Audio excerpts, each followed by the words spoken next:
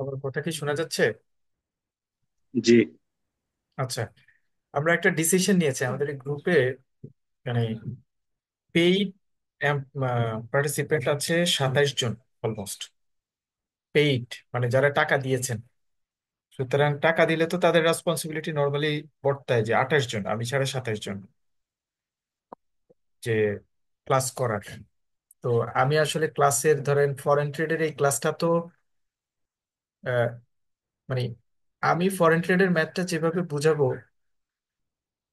যে টেকনিক্যাল পার্টটা নিয়ে কথা বলবো, এটা কেউ পড়াবে না, এরকম বুঝাবে না। ফরেন ট্রেডের ক্লাস, ইনস্ট্রাকশন দেওয়া, কিন্তু মানে ঠিক জয়েনের ইস্যুটা নাই। আমি রেকর্ডিংটা গ্রুপে আর শেয়ার করবো না। যারা ক্লাসে রেগুলার যারা জয়েন করছেন আমি নোটেড, কারণ রেকর্ডিং দেওয়ার ব্যাপারে আমি আসলে কমিটেড না। আমি আপনাদের সুবিধার জন্য রেকর্ডিং দিচ্ছি ক্লাসে, কিন্তু এই রেকর্ডিং এর আসলে মিস ইউজ হলে কিন্তু হবে না। কারণ আজকে ম্যাথ ক্লাস নিব, ম্যাথ ক্লাসে আপনাদের যদি কোনো কোয়েরি থাকে আপনারা সেটা কিভাবে মিটিগেট করবেন? রেকর্ডিং শুনলেই শুধু হয়ে যাবে?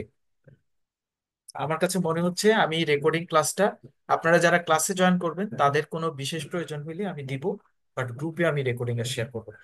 কারণ গ্রুপে রেকর্ডিং শেয়ার করি আমরা যারা, আপনারা কষ্ট করে এই ক্লাসে জয়েন করেন বা আমরা ক্লাস নেওয়ার চেষ্টা করছি, আপনারা যদি নিজেদের মধ্যে একটু সিরিয়াসনেস কাজ না করেন তাহলে আসলে বলার কিছু নেই। অনেকেই আছেন জয়েন করেন না, রেকর্ডিং আছে রেকর্ডিং শুনি, সুতরাং ক্লাসে জয়েন করার দরকার নেই। ভেরি স্যাড, এটা আসলে আপনাদের ওই প্রফেশনালিজমটা কাভার আপ হয় না। ম্যাথের রেকর্ডিংটা, আজকে যে ক্লাসটা নিচ্ছি আমরা, এই রেকর্ডিংটা, ম্যাথের রেকর্ডিংটা আমরা গ্রুপে শেয়ার করব। আপনারা যারা ক্লাসে জয়েন করেছেন, ক্লাস করে জন্য রেকর্ডিংটা একটু ভালোই হয়। রেকর্ডিং ভালো হয় হচ্ছে আপনাদের, আমরা পার্সোনালি যারা জয়েন করেছেন আজকে, আমি নোট নিচ্ছি যারা জয়েন করেছেন, আমি তাদেরকে শুধু শেয়ার করব, অন্য কারোর সাথে গ্রুপে শেয়ার করব না রেকর্ডিং। ঠিক আছে? ওকে, আমরা স্টার্ট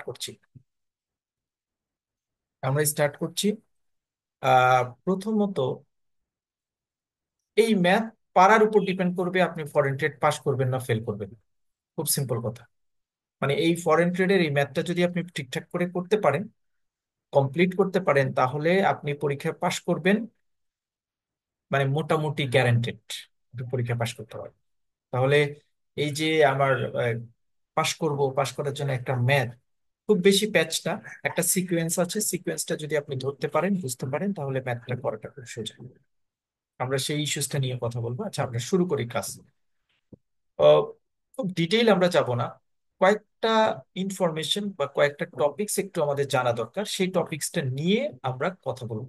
কারণ এই এখানে আসলে একটা ম্যাথ সলভ হয় না, এখানে একের অধিক ম্যাথ সলভ হয়। আমরা এই ক্লাসের পরে হচ্ছে আমাদের শরিয়া বেস ব্যাংকিং, যদি এই ক্লাসটা যতটুকু এক্সটেন্ড করা লাগে আমরা অতটুকু শেষ করব, দেন শরিয়া বেস ব্যাংকিং নিয়ে আমরা ক্লাস করবো। মানে এটা স্পেসিফিক 1 ঘন্টা, 1.5 ঘন্টা টাইম দিয়ে আমরা আজকের ক্লাসটা নিব না, যতক্ষণ লাগে আমরা ততক্ষণই শেষ করব, দেন সরিয়ে বেস ক্লাস শুরু করি।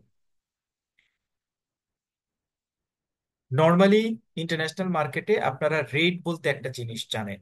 রেট, রেট মানে হচ্ছে, ধরেন কোন এক, আমরা যদি দুইটা কারেন্সি নিয়ে কাজ করি, যেমন আমাদের ক্ষেত্রে একটা কারেন্সি হচ্ছে, আমি যদি লিখি ইউএসডি, আর আরেকটা কারেন্সির কথা আমি যদি বলি বিডিটি, বি লিখি, ছোট করে লিখি বিডিটি। বিডিটি মানে টাকা। তাহলে এটা হচ্ছে একটা কারেন্সি, আর এটা হচ্ছে আরেকটা কারেন্সি। যারা একদম নবিশ বা যারা শুরু করছেন তাদের জন্য ইম্পর্টেন্ট, যারা এক্সপার্ট আছেন তাদের জন্য হয়তো জিনিসটা একটু ফানি মনে হবে, বাট যারা নতুন, ফরেন ট্রেড নিয়ে আগে কাজ করেননি, তাদের জন্য একদম গোড়া থেকে বুঝে আসতে হবে। দ্যাটস ওয়াই আমি একদম ফান্ডামেন্টাল ইস্যুস থেকে শুরু করছি।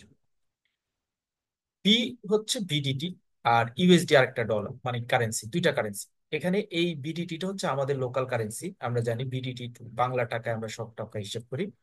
আর ইউএসডি হচ্ছে আমাদের জন্য ফরেন কারেন্সি।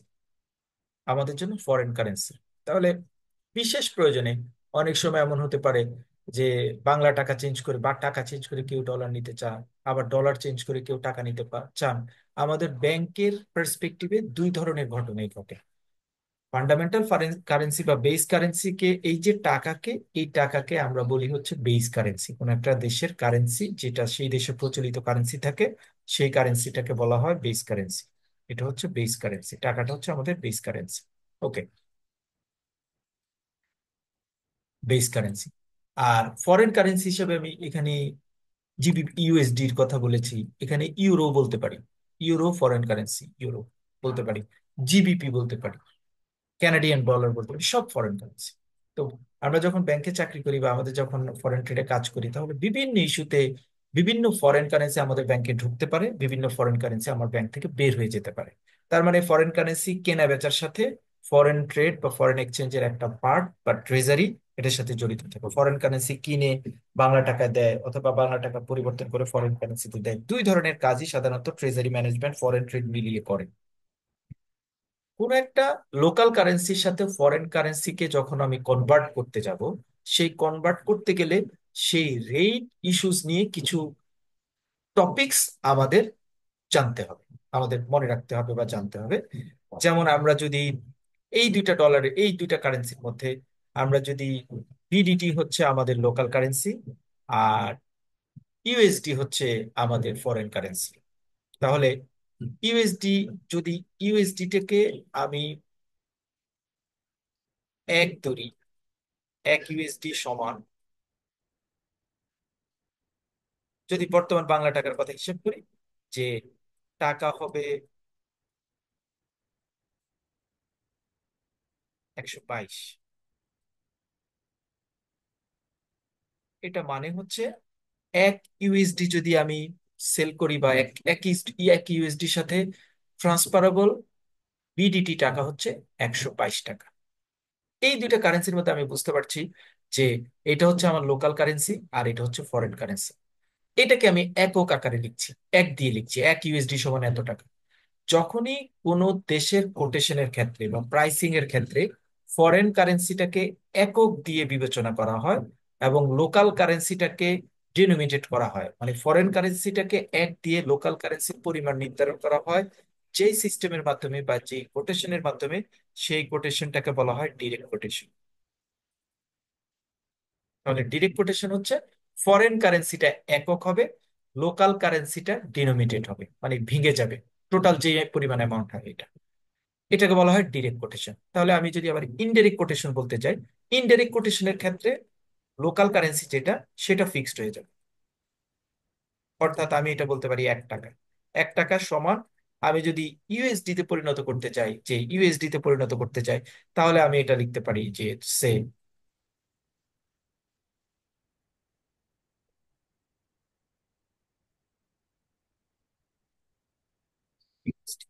ইট মিনস যখন লোকাল কারেন্সিটা একক আকারে থাকে এবং ওই একক আকারের লোকাল কারেন্সির উপর বেস করে ফরেন কারেন্সিটার অ্যামাউন্টটা যেটা হয় যখন পাওয়া যায়, এইটাকে বলা হয় ইনডাইরেক্ট কোটেশন।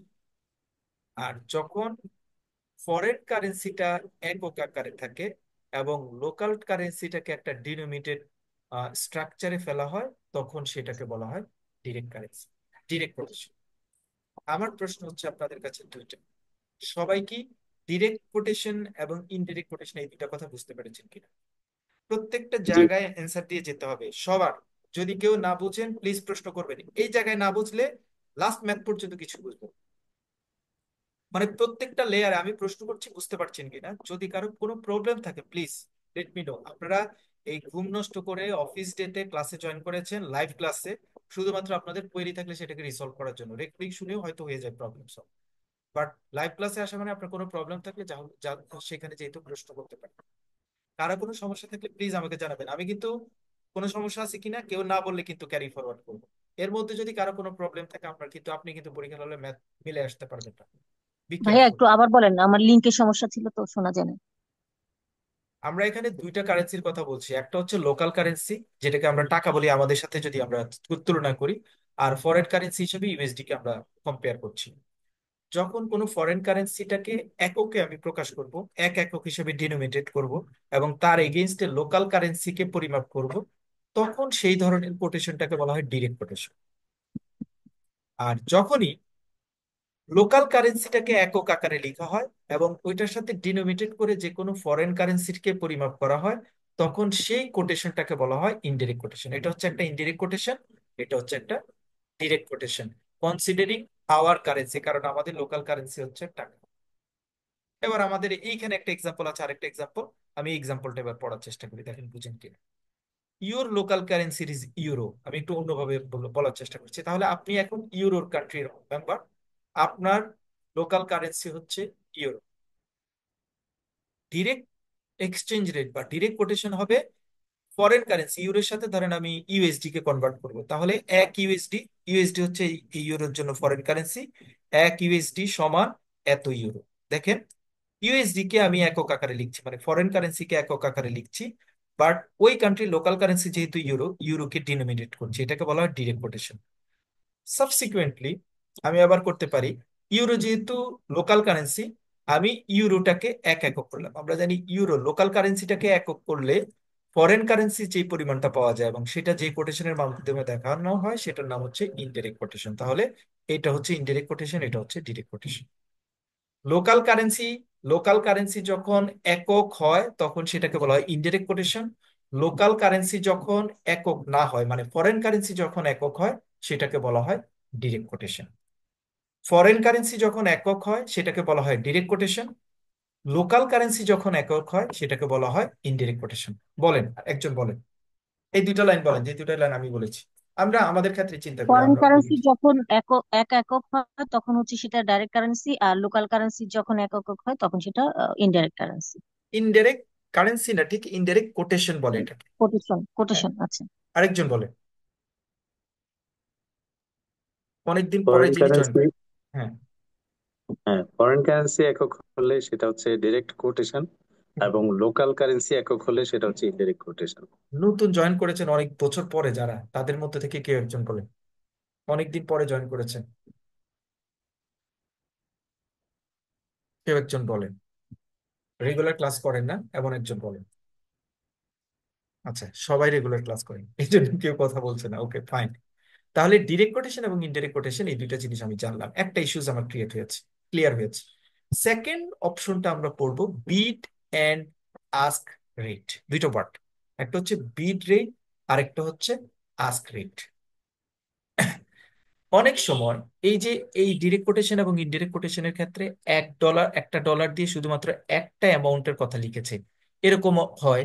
আবার অনেক সময় হতে পারে একটা ডলারের সাথে অনেকগুলি দুইটা অ্যামাউন্টের কম্বিনেশন থাকতে পারে। দুইটা অ্যামাউন্টের কম্বিনেশন কেমন থাকতে পারে? যেমন এই যে এইখানে আমি একটা সিস্টেম লিখলাম, এই জায়গায় এখানে একটা কোটেশন লিখলাম, এই যে এটা একটা কোটেশন। এই কোটেশনের মধ্যে আমি লেখার চেষ্টা করেছি যে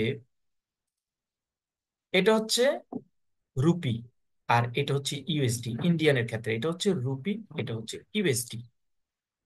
এটা মিন করানোর চেষ্টা করছে যে উম, এক ইউএসডি সমান রুপির মধ্যে যদি নিতে যাই, অথবা এক ইউএসডি সমান রুপিতে যদি নেই 70 দশমিক এত স্ল্যাশ 70.60, এরকম লিখেছি আমি। তার মানে কোনো একটা কোটেশনকে আমি যদি চাই এরকম ভেঙে লিখতে পারি। ভাঙাটা আবার কি রকম হতে পারে, মানে দুই রকম লিখতে পারি আমি, কোন একটা কোটেশনকে আমি দুই রকম লিখতে পারি। একটু পড়ে যাই, কোন একটা কোটেশনকে জাস্ট দুই রকম লিখতে পারি। আমি এখানে লিখি, এরকম একটা কোটেশন লিখতে পারি, এই যে এরকম। এইটাকে যদি আবার সুন্দর ভাষায় লিখতে যাই, তাহলে আমি বলতে পারি, এটাকে যদি সুন্দর ভাষায় লিখতে যাই তাহলে আমি বলতে পারি, নর্মালি প্রথম দিকে যেটা থাকে, প্রথমে যেটা থাকে সেটাকে বলা হয় একক কারেন্সি, যাকে প্রথমে লেখা হয়। তার মানে 1 ইউরো সমান ইউএসডি 110, মানে 1.10। 1 ইউরো সমান ইউএসডি 110, তার মানে এই ইউরো স্ল্যাশ ইউএসডি সমান 1.10 কে এইরকম লেখা যায়, আবার এইরকম লেখা যায়, দুই রকমই কিন্তু হবে। নর্মালি যখন কোনো কারণে কোনো স্ল্যাশ দিয়ে লেখা হয় তখন সেটা মিন করানো হয় যে আগের কারেন্সি প্রথম যেটা সেটা থাকবে একক, পরের কারেন্সি সেটা হচ্ছে ডিনোমিনেটেড, ওই যে যেটাকে আমরা একটু আগে বলেছি। এখন এটা তো নর্মাল একটা কারেন্সি লিখলাম, যে ইউএসডির এক অ্যামাউন্টের কথা লিখলাম। আবার এই কারেন্সিটাকে, এটাকে আমি আবার এরকম লিখতে পারি, 1 ইউরো সমান ইউএসডি 1, এটা লিখতে পারি। এটার সাথে টান দিয়ে আবার ইউএসডি 1.11 এরকম লিখতে পারি। অর্থাৎ একটা কারেন্সিটাকে দুইটা ডিনোমিনেশনের মাধ্যমে আমি প্রকাশ করতে পারবো। এই দুইটা ডিনোমিনেশনের মাধ্যমে যখন আমি প্রকাশ করি, ওই ডিনোমিনেশনের প্রথম রেটটাকে বলা হয় বিড রেট, আর দ্বিতীয় রেটটাকে বলা হয় আস্ক রেট। তার মানে এটা হচ্ছে বিড রেট আর এটা হচ্ছে আস্ক রেট। তাহলে বিড রেট এবং আস্ক রেট মানে কি জিনিস? বিড রেট মানে হচ্ছে প্রত্যেকটা জায়গায় ব্যাংক ডলার বা ফরেন কারেন্সি কেনাবেচা করে। যখন কোনো ব্যাংক বাহিরের কোনো কাস্টমারের কাছ থেকে ডলার কিনে বা কারেন্সি কিনে, তখন সে বিড রেটে সেটা অফার করে। বিড রেট সবসময় কম রেট হবে, কারণ আর যখনই সে কোনো কাস্টমারের কাছে কোনো ফরেন কারেন্সি সেল করে কোনো ব্যাংক, তখন সে আস্ক রেটে কাস্টমারের কাছে অফার করে যে এটার রেটটা হচ্ছে এটা। তাহলে আমি যদি ধরেন এখানে ইউরো আর ইউএসডি এর কথা বলি, আমি যদি কোনো কাস্টমারের কাছ থেকে ইউরো কিনি এবং তাকে যদি ইউএসডি দিতে হয়, আমি বলবো যে 1 ইউরোর আমি বাই করব 1 টাকা 10 পয়সা দিয়ে, আর আমি সেল করব 1 টাকা 11 পয়সা। একটু আগে আমরা যে এক্সাম্পলটা বলেছি, আমি যদি এটাকে, যদি আপনাদের কাছে মনে হয় যে ভাইয়া এটা একটু প্যাচ হয়ে যাচ্ছে, আমি লোকালি আমাদের ইউএসডির সাথে বিডিটির কথা বলি, তাহলে আপনাদের জন্য একটু এটা গোছানো হবে। 1 ইউএসডি সমান বিডিটিটা, আমি অনেক সময় বিডিটি কথাটা লিখে অনেক সময় লেখে না, অনেক সময় লেখা নাও থাকতে পারে। আমি লিখলাম 122.10, ধরে আমি লিখে দিলাম টাকা। এটা আপনার নতুন। তাহলে 1 ইউএসডি সমান টাকা 122, দুইটা ডিনোমিনেশনে দিয়েছে। দুইটা ডিনোমিনেশন দিলেই আপনার বুঝতে হবে এখানে বিড রেট এবং আস্ক রেটের কথাটা আসছে। তাহলে বিড রেট হচ্ছে কোনটা? বিড রেট হচ্ছে শুরুরটা। আর আস্ক রেট কোনটা? আস্ক রেট হচ্ছে শেষেরটা। পার্থক্য কি? বিড রেটের চেয়ে আস্ক রেটটা সবসময় বেশি হবে। তাহলে বিড রেট মানে হচ্ছে, বিড রেট মানে কোনো ব্যাংক কাস্টমারের কাছ থেকে কোনো ডলার যেই রেটে কিনে অথবা ফরেন কারেন্সি যেই রেটে কিনে সেটাকে বলা হয় বিট রেট। যেই রেটে কিনে ক্রয় করে, আর কোনো কাস্টমারের কাছে যখন কোনো ফরেন কারেন্সি যেই রেটে বিক্রি করে তাকে বলা হয় আস্ক রেট। তাহলে ক্রয় রেট, ব্যাংকের ক্রয় রেট বিট রেট, ব্যাংকের বিক্রয়ের রেট আস্ক রেট। ক্রয় রেটটা সবসময় কম হয়, বিক্রয়ের রেটটা সবসময় বেশি হয়। এই যে লাইনটুকু বলেছি এখন আমি, what is bid rate, what is ask rate, bid রেটটা কেন কম হয়, আস্ক রেটটা কেন বেশি হয়, বিড রেট মানে কি, আস্ক রেট মানে কি, কেউ কি একটু বলতে পারবেন? অন্য কেউ একজন, যে কোনো একজন। যদি মনে করেন যে প্যাচ হচ্ছে, আমি আবার বলবো। কেউ স্যার কি? আরেকটু বললে ভালো হয়। আচ্ছা, এখানে দুইটা কারেন্সি আছে। আমাদের ক্ষেত্রে কোনো সমস্যা নেই, আমরা টাকা হচ্ছে আমাদের লোকাল কারেন্সি। টাকার সাথে ইউএসডি কে যখন আমি কম্বিনেশন করি, তখন আমরা 1 ইউএসডি সমান টাকার অ্যামাউন্টে দুইটা অ্যামাউন্টকে পাশাপাশি একটা সমান চিহ্ন না একটা মাইনাস চিহ্নের মতো করে দিয়ে বসে। এই বসানোর ক্ষেত্রে তার মানে হচ্ছে এই ইউএসডি, 1 ইউএসডি সমান দুইটা রেট কোট করা হয়। এই দুইটা রেটের মধ্যে প্রথম যে রেটটা কোট করা হয় সেটাকে বলা হয় বিড রেট। দ্বিতীয় যে রেটটা কোট করা হয় সেটাকে বলা হয় আস্ক রেট। বিড রেট মানে হচ্ছে কোনো ব্যাংক বিড রেটে কাস্টমারের কাছ থেকে ডলার বা ফরেন কারেন্সি কিনে, এখানে আমি ডলার বলবো কারণ আমার এখানে ফরেন কারেন্সি ডলার, সুতরাং আমি এই জায়গা থেকে বলতে পারি যে কোনো ব্যাংক কোনো কাস্টমারের কাছ থেকে 1 ডলারের বিনিময়, মানে 1 ডলার কিনতে গেলে 122 টাকায় সে ডলারটা কিনবে, ক্রয় করবে, 122 টাকা দিয়ে 1 ডলার কিনবে। আর এখানে আস্ক রেট বলা হচ্ছে 122.10, এটা মানে হচ্ছে কোনো ব্যাংক কোনো কাস্টমারের কাছে 122 টাকা 10 পয়সায় কোনো ডলার বিক্রি করবে। ডলার বিক্রি করার ক্ষেত্রে বলা হয় আস্ক রেট, ডলার ক্রয়ের ক্ষেত্রে বলা হয় বিড রেট। তাহলে ব্যাংক যদি কাস্টমারের কাছে ডলার বিক্রি করতে চায়, তাহলে 1 ডলারের পরিবর্তে 122 টাকা 10 পয়সা কাস্টমারের কাছ থেকে সে নিবে। আবার কাস্টমারের কাছ থেকে যদি কিনতে চায় তাহলে কাস্টমারকে $1 দিবে, বিনিময়ে তার কাছ থেকে 122 টাকা দিবে। This is called bid rate and ask rate. বলেন, কেউ একজন বলেন।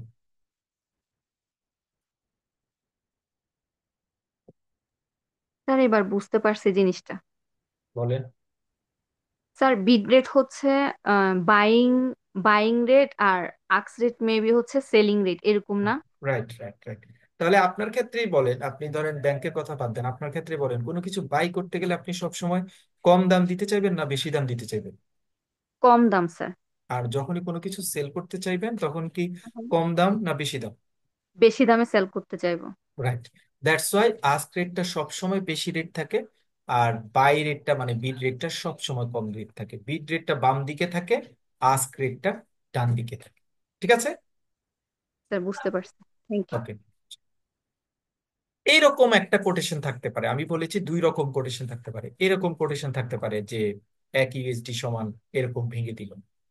আবার এরকমও কোটেশন থাকতে পারে ভেঙে দেয় না, শুধুমাত্র ডান দিকে একটা কোটেশন দেওয়া থাকে, এই যে এরকম,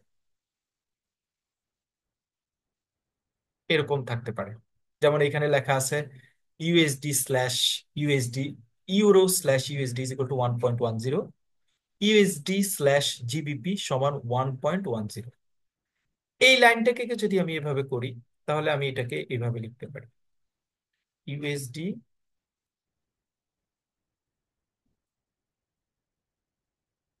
স্ল্যাশ কথাটা দিয়ে অনেক সময় লেখা থাকে, নিচে হবে টাকা।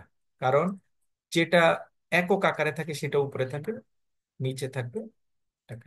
এবার এটা এখানে চলে আসে। তার মানে এই কোটেশনটাকে আমি চাইলে এভাবেও লিখতে পারি। যদি আমি এভাবে লিখি, খেয়াল করবেন কথাটা, যদি আমি এভাবে লিখি 1 USD সমান, তখন এখানে টাকা কথাটা ডিনোমিনেটর থাকবে। যদি আমি এভাবে লিখি তখন USD/টাকা যদি লিখি তখন এই জায়গাতে আর টাকা থাকবে না, তখন এখানে লিখবে 122 টান 122 দশমিক 10, এরকম থাকবে। অর্থাৎ এখানে টাকার কথাটা লেখা থাকবে না, বিকজ টাকাটা তো এখানে কাভার আপ হয়ে গেছে। তাহলে কোটেশনটা এইরকম অবস্থায়ও আসতে পারে, দুইটা মানে বিড রেট আস্ক রেট দিয়েও আসতে পারে, আবার ইউরো বা বিড রেট আস্ক রেট না দিয়ে সিঙ্গেল একটা রেট দিয়েও আসতে পারে। 2 রকমই পরীক্ষায় আসতে পারে, বা 2 রকমই ম্যাথমেটিক্যাল টার্মে থাকতে পারে, 2 রকমই ক্যালকুলেশন করতে পারে। এবার আমরা আসি ডিনোমিনেটেড, যেটা এটা বাদ দিয়ে দিই, সিঙ্গেল অবস্থায় আসি, যে ইউরো/USD দেওয়া, দুইটা দেওয়া, এটা হচ্ছে একটা আর এটা হচ্ছে আরেকটা, এটা হচ্ছে আরেকটা। এখানে খেয়াল করে দেখি, ইউরো/USD, USD/GBP, এখানে 3টা কারেন্সি আছে। কয়টা কারেন্সি? 3টা কারেন্সি। 3টা কারেন্সির মধ্যে একটা কারেন্সি কমন আছে, সেটাকে আমরা দেখতে পাচ্ছি এখানে ইউএসডি। কোনো একটা কারেন্সি কোটেশনে যদি 3টা কারেন্সি থাকে, আমরা নর্মালি সবসময় করতে পারবো একটা কারেন্সির সাথে অন্য একটা কারেন্সিকে এক্সচেঞ্জ করতে পারবো তখন। এবং এই দুইটা করে যখনই কোনো কোটেশনে 2টা কোটেশন পাশাপাশি দেওয়া থাকে, সেটার মধ্যে একটা কমন কারেন্সি থাকবেই। ওই কমন কারেন্সি বাদ দিয়ে বাকি 2টা কারেন্সিকে একটাকে আরেকটা দিয়ে প্রকাশ করার প্রসেসটাকে বলা হয় cross rate calculation. Cross rate calculation. তাহলে ক্রস রেট ক্যালকুলেশনের জন্য আমার 2টা সিস্টেম লাগবে। 1 নম্বর সিস্টেম হচ্ছে 2টা কোটেশন লাইন লাগবে, এবং ওই 2টা কোটেশন লাইনের মধ্যে একটা কমন কারেন্সি থাকবে। ক্রস রেট বের করা মানে হচ্ছে কমন কারেন্সিটাকে সরিয়ে ফেলা, সরিয়ে বাকি 2টা কারেন্সিকে একত্র করে যেই রেট ক্যালকুলেশন করা হয় সেই রেট ক্যালকুলেশনটাকে বলা হয় ক্রস রেট ক্যালকুলেশন। আমি ইনফর্মাল ল্যাঙ্গুয়েজে বলেছি, ফর্মাল ল্যাঙ্গুয়েজ নিচের দিকে বলা আছে। তাহলে 2টা রেট দেওয়া থাকলে সেখান থেকে আমি ক্রস রেটটা কিভাবে ক্যালকুলেশন করব সেইটা এখন আমরা বোঝার চেষ্টা করব। খুবই ইজি ক্যালকুলেশন, মানে এইটা খুবই সোজা কাজ যদি আপনি ইজিলি বুঝেন। বাট এটা বুঝতে হবে, এটা ছাড়া ফাইনাল ম্যাথে আমরা যেতে পারবো না। কাজটা খুব সোজা। তাহলে আমাকে বলা হচ্ছে আমি এই 2টা রেটের মধ্যে দেখতে পাচ্ছি যে ইউএসডি কমন কারেন্সি, তার মানে এই 2টা সরে যাবে, বাকি 2টা আনকমন কারেন্সি ইউরো আর জিবিপি। দেখেন এখানে বের করতে বলেছে to calculate euro slash GBP, তার মানে এটা ক্রস রেট, এটাকে বলা হয় ক্রস রেট বের করা। তাহলে আমি এটা যদি ক্রস রেট বের করতে চাই, যে কোনো ম্যাথের ক্রস রেট বের করতে গেলে আমরা, আমি এখন যে ফর্মুলাটা দেখাবো আপনি এই ফর্মুলাটা করবেন। দয়া করে অন্য কোনো ধরনের ফর্মুলা, কারো কোনো ধরনের ফর্মুলার কথা শুনবেন না। আমি এখন যে ফর্মুলা বলবো ক্রস রেট, এই ফর্মুলাই আপনি জানেন, আর পৃথিবীর কোনো ফর্মুলা জানেন না। ক্রস রেট বের করার ফর্মুলা কমপক্ষে 15টা আছে, 15 ধরনের ফর্মুলা দিয়ে আপনি ক্রস রেট বের করতে পারেন। শর্ট, এটা এটা দিয়ে ভাগ, এটা দিয়ে গুণ, এটা করে এই করে ওই করে। কোনো কিছু আমি জানি না, আমি ক্রস রেট বের করতে যাব, আমার কাছে যে গিভেন ডেটা আছে সেই ডেটার উপর বেস করে আমি ক্রস রেট বের করব। আমাদের রেটটা, আমরা যে যেভাবে ক্রস রেট বের করবো এটা একটু বড় হবে, ও ভুল হবে না, কোনো দিন ভুল হবে না। শর্টকাট করতে যাবেন, গুণের জায়গায় ভাগ করে সবাই ভুল করে আসবেন। 99 গত বছর ছিল 99, 98 ফরেন ট্রেডের ম্যাথটা যারা ম্যাথ করছে, আমি কথা দেখছি তো, 98% ম্যাথ ভুল করছে, শুধুমাত্র ক্রস রেটটা প্রপার ওয়েতে ক্যালকুলেশন করতে পারে নাই বলে 98% ভুল করছে ম্যাথ। 98%। কোথা থেকে শুনে আসছে, কোথা থেকে শুনে আসছে যে এটা গুণ করলেই হয়, একটার সাথে আরেকটা গুণ করলে, কোন ইউটিউব ভিডিও, কোথায় জানি একটা ভিডিও আছে, সেই ভিডিওতে দেখেছে ক্রস রেট বের করতে গেলে গুণ করতে হয়, গুণ করে সবাই ম্যাথ করে দিয়ে আসছে, সবাই ভুল করেছে। সুতরাং ক্রস রেট ক্যালকুলেশনে, মানে আমরা এখন যে ফর্মুলা করবো জাস্ট এই ফর্মুলাই আপনি জানেন, অন্য কোনো ফর্মুলা জানেন না, তাহলে আমাদের ফর্মুলাটা কি? আমাকে বলছে ইউরো স্ল্যাশ জিবিপি বের করতে হবে। প্রথমে আমাকে বুঝেন, বলেন যে এই যে আমরা এখানে ক্রস রেট ক্যালকুলেশন করছি, কমন রেটটা সরিয়ে ফেলে অন্য দুইটা রেটের মাধ্যমে এই দুইটা রেটকে কনভার্ট করার প্রসেসটাকে ক্রস রেট বলে। এতটুকু তো ক্লিয়ার সবাই? এটাতে তো কার কোনো সমস্যা নাই? জি ভাইয়া। ওকে, তাহলে আমি ইউরো, আমি একটু শর্ট করে লিখি, euro slash GBP, JPY is equal two, যখনই কোনো ক্রস কারেন্সি ক্রস রেট বের করতে যাব, দিস ইজ থাম রুল, কি করব? দুইটা ব্র্যাকেট দিব, আমি যেভাবে বলছি সেভাবেই করব পরীক্ষার হলে। মাঝখানে একটা গুণ চিহ্ন দিব, দুইটা ব্র্যাকেট দিব, তার মানে আরেকটা ব্র্যাকেট বাকি আছে। এই দুইটা ব্র্যাকেটের মাঝখানে একটা ভাগ চিহ্ন দিব, দুইটা ব্র্যাকেটের মাঝখানে একটা ভাগ চিহ্ন দিব। দেওয়ার পরে, দেওয়ার পরে প্রথমে যেটার রেজাল্ট বের করতে বলেছে, যেটা রেজাল্ট বের করতে বলেছে, মানে যেটা ক্রস কারেন্সি বের করতে বলছে, সেটার বাম দিকে ডেফিনেটলি একটা সংখ্যা আছে, এখানে যেমন ইউরো, প্রথমটাকে প্রথম জায়গায় লিখব। ক্রস কারেন্সির স্ল্যাশের নিচে যেটা আছে সেটা সেকেন্ড ব্র্যাকেটের নিচে লিখবো। এই দুইটা জায়গা ফাঁকা রয়ে গেছে। ফাঁকা জায়গায় আমরা তো জানি এই দুইটা কোটেশনের মধ্যে দুইটা কমন কারেন্সি ছিল, সেই কমন কারেন্সি, এই কোটেশনের মধ্যে কমন কারেন্সিটা কি, কেউ কি বলতে পারবো? ইউএসডি। Very good, USD. তাহলে যেই ফাঁকা জায়গাটা রয়ে গেছে সেখানে আমি ইউএসডি বসাবো। বলেন যে কারো কাছে এই ফর্মুলাটা কঠিন মনে হচ্ছে? না ভাইয়া, যে ছোটবেলার গুণাঙ্ক করছি যে সেগুলোর মতোই মনে হচ্ছে। এই গুণ অঙ্ক ভুল করে 20 মার্কসের ম্যাথে জিরো পেয়ে আসছেন গত বছর, মানে গত বছর 98-তে, 98-তে।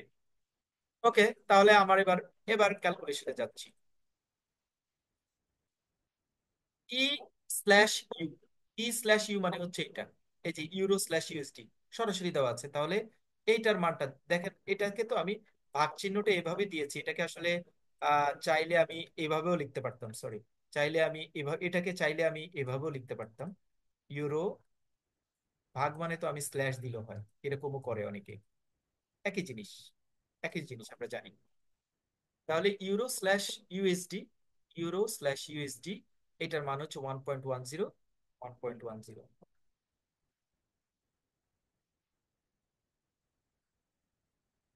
Into, into USD slash GPY, USD slash GPY, খুব সোজা। তাহলে ইউএসডি স্ল্যাশ জিপিওয়াই এর মান হচ্ছে 1.10। এই রেজাল্টটা গুণ করলে একটা রেজাল্ট আসবে, এই দুইটা জিনিস গুণ করলে একটা রেজাল্ট আসবে, যে গুণফলটা হচ্ছে এই যে এখানে দেওয়া আছে। তাহলে euro slash JPY, euro slash JPY, এইটার মানটা হচ্ছে 121, মানে ক্রস রেটটা হচ্ছে 121। সবাইকে আমরা বুঝতে পারছি? হ্যাঁ জি ভাইয়া। ভাইয়া যদি উল্টাটা চাইতো মানে জেপিওয়াই ডিভাইডেড বাই ইউরো যদি চাইতো, সেক্ষেত্রে আমরা কি করতাম? আচ্ছা, জেপিওয়াই ডিভাইডেড বাই ইউরো যদি চাইতো, ভেরি জি গুড কোয়েশ্চেন, হুম, ভেরি গুড। রেকর্ডিং শুনলে প্রশ্ন মনের ভিতরে নিয়ে বসে থাকতেন যে আহা, এই প্রশ্নটা তো বলার দরকার ছিল, কিভাবে বলবো। রেকর্ডিংটা আসলে সরাই ফেলা দরকার। রেকর্ডিংটা, আমি খুব বিরক্ত হয়ে গেছি রেকর্ডিং এর উপর। আপনি জানবেন এই ফোনটা, আমি আপনাদের ক্লাসটা রাখবো, এরপরে কমপক্ষে কমপক্ষে 6-7 জন ফোন দিবে, মেসেজ দিবে, ভাইয়া একটু রেকর্ডিংটা দেন, একটু রেকর্ডিংটা দেন। বিরক্ত লাগে না বলেন তো? যদি বলে আপু যেটা বলেছে যে জেপি ইউরো, এটা বের করতে বলছে তাই না, তাহলে আমরা কি করব? এটা তো প্রশ্ন। যাই, হ্যাঁ জি ভাই। যাই, আমাদের মতো করে আমরা আগাই।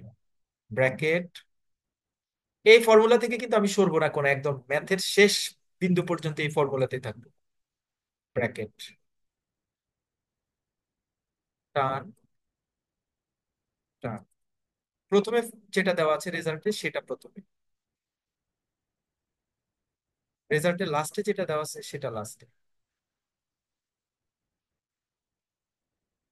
দুইটা জায়গা ফাঁকা আছে, এই দুইটা জায়গা ছাড়াও এখানে আরেকটা কমন কারেন্সি আছে, সেটা ইউএসডি। এই জায়গাটাতে ইউএসডি লিখবো, এখানে ইউএসডি। ফাইন, এবার চলে আসি সমান সমান। JPY divide by USD, JPY divided by USD টা এখানে নাই, এখানে আছে ইউএসডি ভাগ জেপিওয়াই, তাই না? জি হ্যাঁ হ্যাঁ, জি ভাইয়া। তাহলে আমি এটা কি কি বলবো, এইটা আনার জন্য আমি এখানে এই 1 ভাগ জেপি ইউএসডি ভাগ জেপিওয়াই, অর্থাৎ 1 দিয়ে ভাগ করলাম, ইন্টু, এটার ক্ষেত্রে দেখি ইউএসডি ভাগ ইউরো আছে কিনা, না এটাও নাই, তাহলে এখানেও ভাগ করব। 1 ভাগ, ইউরোটা তখন উপরে হয়ে যাবে বজ্র গুণন করে, যেটাকে আমরা বলি বজ্র গুণন করা, ভাগ ইউরো। এবার সমান সমান আসি,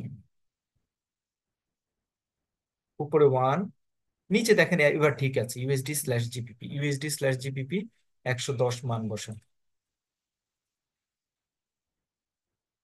ইন্টু 1, ইউরো স্ল্যাশ ইউএসডি, ঠিক আছে, ইউরো স্ল্যাশ ইউএসডি 1.10। এটার একটা রেজাল্ট বের হবে, এটার একটা রেজাল্ট বের হবে, দুটা গুণ করলে একটা রেজাল্ট বের হবে, সেটাই হবে ক্রস কারেন্সি। ঠিক আছে, বুঝতে পারছি? জি ভাই।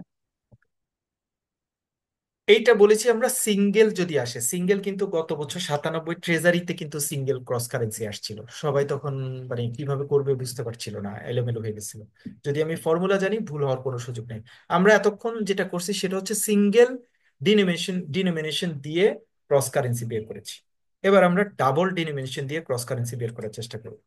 তাহলে এটা আমরা কোথায় পাবো? এটা পাবো এই শিটে।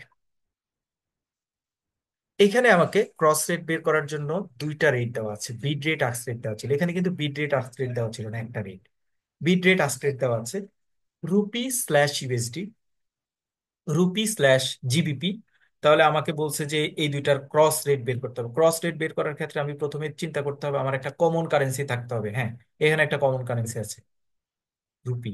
তাহলে জি ঠিক আছে, এই কারেন্সিটা সরে যাবে। তাহলে আমাকে ওরা বের করতে বলছে যে ইউএসডি স্ল্যাশ জিবিপি, এই ক্রস কারেন্সি রেটটা বের করতে বলছে। আমি বের করার চেষ্টা করব। প্রথমে এটা বাদ দিয়ে দিই, এটা রেজাল্ট, এটা বাদ দিই, ইউএসডি স্ল্যাশ জিবিপি। এবার আগের ফর্মুলাই শুধু একটু এক্সটেন্ডেড হবে। এক্সটেন্ডেড হবে কি, আমি তো এখানে যেহেতু দুইটা রেট দিয়েছে, তার মানে এই ইউএসডি স্ল্যাশ জিবিপির জন্য আমাকে দুইটা রেট বের করতে হবে। এটা তো ঠিক, এটা তো লজিক্যাল, এটা তো ইলজিক্যাল না, লজিক্যাল। যে যেহেতু এখানে দুইটা রেট দেওয়া আছে, বিড এবং আস্ক রেট দেওয়া আছে, তাহলে ক্রস কারেন্সি রেটটাও বিড এবং আস্ক দিয়ে আমাকে বের করতে হবে, একটা রেট বের করলে হবে মানে না। দুটা দুটা আমি আলাদা আলাদা করবো না, বিডের জন্য রাইট, একবার, আজকের জন্য একবার। আস্কের জন্য আচ্ছা। একটা, রাইট। তাহলে আমি প্রথম বিডের জন্য করলাম, একই রকম ফর্মুলা, চেঞ্জ নেই, ফর্মুলা একই রকম। আমাকে বলেছে যে ইউএসডি স্ল্যাশ জিবিপি, তাহলে আমি লিখলাম ইউএসডি স্ল্যাশ জিবিপি। টার্গেট হচ্ছে বিট রেটটা বের করা, প্রথম রেটটা বের করা, তাহলে আমি এখানে বিট কথাটা লিখলাম, সমান সমান দিলাম, ব্র্যাকেট দিলাম, ব্র্যাকেট দিলাম, মাঝখানে গুণ চিহ্ন দিলাম। যেহেতু এখানে বিট বের করছি, দুইটার নিচে বিট কথাটা দিয়ে দিলাম। ওকে, দেওয়ার পরে আমি মাঝখানে ভাগ চিহ্নের ক্ষেত্রে আমি জানি প্রথমে ইউএসডি, এই যে ইউএসডি তে লিখেছি। জিবিপি লাস্ট লাইনের নিচে জিবিপি লিখেছি। দুই জায়গার প্রথম লাইনের নিচে লাস্ট লাস্ট ব্র্যাকেটের উপরে ফাঁকা, এবং দুইটার মধ্যে একটা কমন কারেন্সি বসবে, সেটা হচ্ছে রুপি, রুপি রুপি রুপি বসালো। আমি কিন্তু একটা জায়গায় নিজের মতো করে কোনো ইনফরমেশন ইনপুট করি নাই, ম্যাথ আমাকে যেদিকে নিচ্ছে আমি সেদিকে যাচ্ছি। এবার সমান সমানে আসলাম, সমান সমানে এসে দেখলাম যে ইউএসডি স্ল্যাশ রুপি বলতে কি সরাসরি এখানে কোথাও কিছু আছে কিনা, না নাই, উল্টা। একটু আগে যে ম্যাথটা দেখে আসছি উল্টা, এখানে উল্টা হয়ে গেছে, যে আসলে আমার দরকার হচ্ছে ইউএসডি স্ল্যাশ রুপি, কিন্তু এখানে আছে রুপি স্ল্যাশ ইউএসডি, তার মানে এটাকে এক দিয়ে ভাগ করতে হবে। এই যে এক দিয়ে ভাগ করলাম, এক ভাগ, রুপিটা উপরে চলে আসবে, ইউএসডিটা নিচে চলে আসবে। এই জায়গাটাতে শুধু নতুন একটা ইনফরমেশন মনে রাখতে হবে। আমি ব্যাখ্যাতে যেতে পারবো না, কারণ ব্যাখ্যাতে গেলে আপনাদের অনেক কঠিন হয়ে যাবে জিনিসটা। আহ যখনই বিট রেটের কোনো মান এক দ্বারা ভাগ করে আনতে হবে, তখন সেখানে আস্ক রেটটা বসাই দিতে হবে। তাহলে আমি যখনই ওয়ান দিয়ে ভাগ করছি, এই উপরের ম্যাথে আমার এটা দরকার হয় না, কারণ সব জায়গায় এক রেট ছিল। এখানে দরকার হচ্ছে বিকজ এখানে আমার দুই রেট নিয়ে কাজ করছি। তাহলে এখানে যেহেতু এক দিয়ে ভাগ করেছি, তাহলে নিচে এটা বিট ছিল, এক দিয়ে ভাগ করলে বিটটা আস্ক হয়ে যায়, এই জন্য এটা আস্ক লিখেছি। ইন্টু, এটা হচ্ছে rupee slash GBP, rupee slash GBP সরাসরি মান আছে, আমার কোনো দিকে চিন্তা ভাবনা করার দরকার নেই। রুপি স্ল্যাশ জিবিপি বিট রেটটা দিতে হবে, বিট রেটটা হচ্ছে প্রথম রেট 90.20, 90.20 আমি এখানে লিখেছি, সমান ওয়ান ভাগ rupee slash USD ask rate. Rupee slash USD ask rate হচ্ছে এটা 70.60, 70.60 এখানে লিখেছি, লিখে গুণ চিহ্ন দিয়ে 90.20 করেছি। এবার এটা ক্যালকুলেশন করলে 1.2176, this is the cross bid rate. কারো কোনো সমস্যা আছে? না ভাইয়া। অন্য কেউ চুপচাপ থেকে না, যাদের কেউ যদি যারা ট্রেডের না, তাদের অনেক ক্ষেত্রে হয়তো হতে পারে যে মাথার মধ্যে অন্য কোনো ধরনের প্রশ্ন কাজ করতে পারে, কোনো ধরনের কোনো জায়গায় হয়তো বুঝতে না পারি, এরকম ইস্যুস থাকতে পারে। ক্লাস, প্লিজ যত প্রশ্ন করতে পারেন, এই ক্লাসটা খুব ইম্পর্টেন্ট, বিকজ এই ক্লাসটা আপনার 20-এ 20 ক্যারি করাবে। ফরেন ট্রেড পুরোটা পাস ডিপেন্ড করবে এটার উপর। সবাই যদি বুঝেন ওকে ফাইন, কিন্তু কেউ যদি না বুঝেন প্লিজ চুপচাপ থেকেন না। সেকেন্ড, আমি তো তাহলে বিট রেট বের করেছি, বিট রেট বের করে এখানে আমি বসিয়ে দিয়েছি বিট রেটের জায়গায়। এবার আমি আস্ক রেট বের করব। মনে হতে পারে যে ভাইয়া এটা কি কঠিন হবে কিনা, কিছুই না, এইটাই ম্যাথ। আস্ক রেটে যাচ্ছে, এই যে আস্ক রেট। তাহলে আমি এখানে আবার কি করব, আমার তো ইউএসডি স্ল্যাশ জিবিপি বের করতে বলেছে, আমি ইউএসডি স্ল্যাশ জিবিপি লিখবো।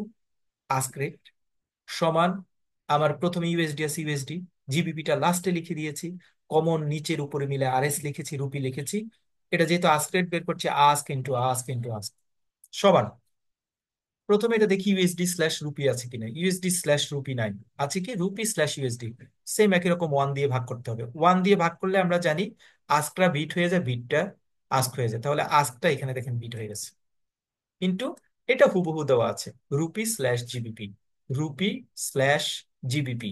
তাহলে রুপি স্ল্যাশ জিবিপির আজকের মানটা হচ্ছে 90.80, 90.80 লিখে ক্যালকুলেশন করে মান বের করলে এটা হচ্ছে আমার আস্ক রেট, আস্ক রেট বের হলো। তাহলে এই দুইটার ক্রস কারেন্সি হচ্ছে USD slash GBP is equal two 1.2276 minus এটা, এটা হচ্ছে বিট রেট, এটা হচ্ছে আস্ক রেট।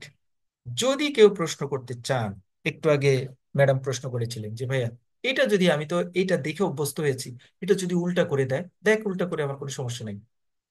ছোট করে লিখলাম আমি, জিবিপি লিখলাম জি, ইউএসডি কে লিখবো ইউ।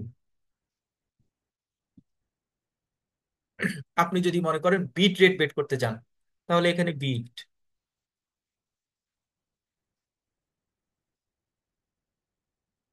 ফর্মুলা তো না আমি জানি, প্রথম ব্র্যাকেট, প্রথম ব্র্যাকেট গুণ, গুণ দ্বিতীয় ব্র্যাকেট, দ্বিতীয় ব্র্যাকেট বিট বের করছি, শর্ট করে লিখি, বি লিখি, বি, বিট, ব্র্যাকেটের মাঝখানে একটা টান দিব, টান দিলাম, ব্র্যাকেটের মাঝখানে একটা টান দিব, টান দিলাম। ক্রস রেটের প্রথমটা জি, জিবিপি, জি, নিচে ইউএসডি, এই লাইনের নিচে ইউএসডি, জিবিপি, দুইটা ফাঁকা জায়গা, এখানে নিচে এখানে উপরে ফাঁকা জায়গা, এখানে কমন কারেন্সি হচ্ছে রুপি, রুপি লিখলাম,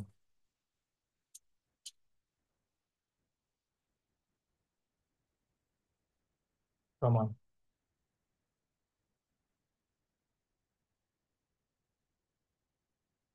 জিবিপি স্ল্যাশ রুপি, যদি এখানে থাকে সেটা একটু খুঁজে বের করি, জিবিপি আর রুপির মধ্যে কোথায় আছে, এটা জিবিপি রুপি না, না, এটার মধ্যে আছে GBP rupee, GBP slash rupee, এখানে আছে রুপি স্ল্যাশ জিবিপি, তাহলে এটার যে সাথে ওয়ান এটা দিয়ে ভাগ মিল, করে বাট দিতে হবে। উল্টা, উল্টা, তাহলে 1 ভাগ রুপি স্ল্যাশ জিবিপি, এটা হয়ে যাবে আস্ক রেট, আস্ক হয়ে যাবে।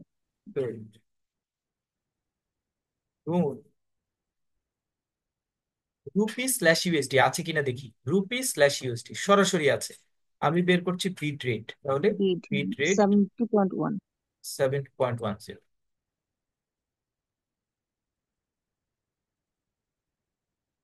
70.10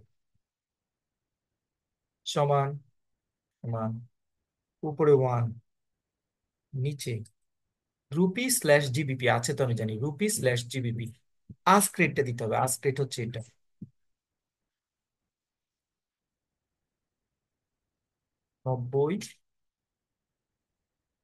90.80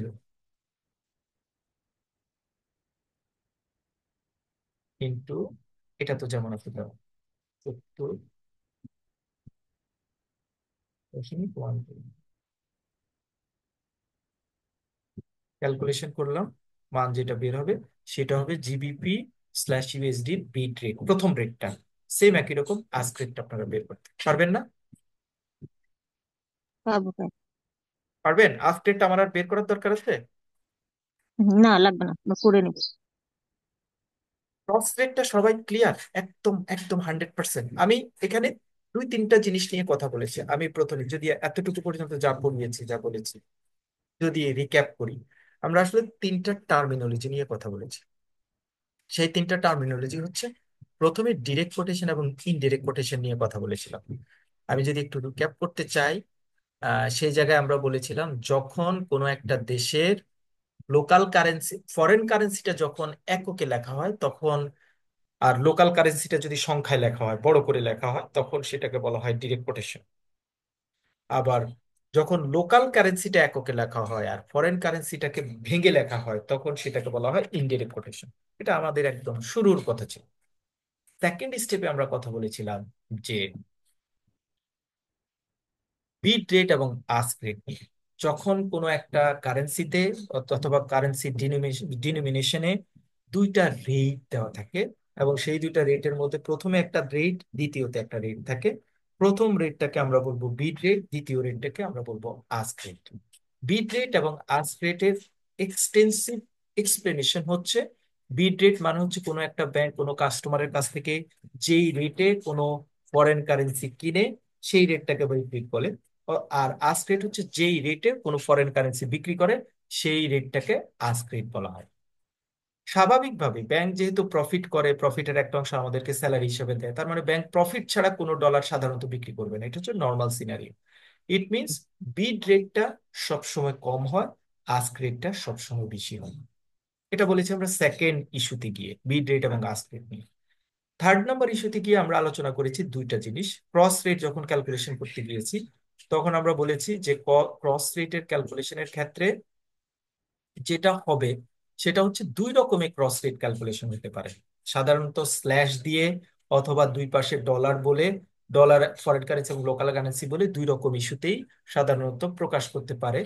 বাট যখন স্ল্যাশ দিয়ে বিট রেট আস্ক রেট না দিয়ে একটা নর্মাল রেট দিয়েও অনেক সময় ক্রস রেটের কথা বলতে পারে।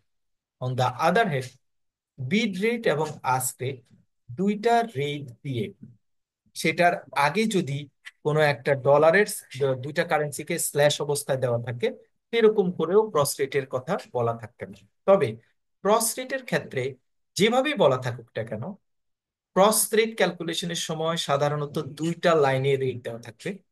এই দুইটা লাইনের মধ্যে তিন ধরনের কারেন্সির কথা বলা থাকবে। তিন ধরনের কারেন্সির মধ্যে একটা কারেন্সি দুই লাইনে থাকবে, যেটাকে আমরা বলবো কমন কারেন্সি। ক্রস রেট বের করা মানে হচ্ছে এই কমন কারেন্সিটাকে সরিয়ে বাকি দুইটা রেটকে সিকোয়েন্সে আনা বা স্লাইডলি কম্পাইল করার নামই হচ্ছে ক্রস কারেন্সি বের করা। আমরা একটু আগে যে ম্যাথটা করেছি বা দেখেছি, এই ম্যাথের মধ্যে আমরা সিঙ্গেল রেট দিয়েও ক্রস কারেন্সি বের করেছি, যেটা আমরা এখানে দেখেছি। আর দ্বিতীয় জায়গায় বিড রেট এবং আস্ক রেট দেওয়া অবস্থার মাধ্যমেও আমরা ক্রস রেট বের করতে পেরেছি, যেটা আমরা এখানে করার চেষ্টা করেছি। এতটুকু সবাই ক্লিয়ার? আচ্ছা ভাই, জি আমার একটা কোশ্চেন আছে। জি, বলুন। সেটা হচ্ছে, আমরা সিঙ্গেল রেট থাকলে তখন আমরা ক্রস রেটের ক্ষেত্রে উল্টানো যখন করি তখন ওই ভ্যালুটাই দিই, হুম, কিন্তু বিট রেট এবং আস্ক রেট থাকলে হুম। উল্টাইলে আমাদের বিট থাকলে আস্ক হয়ে যায়, আস্ক থাকলে বিট হয়ে যায়।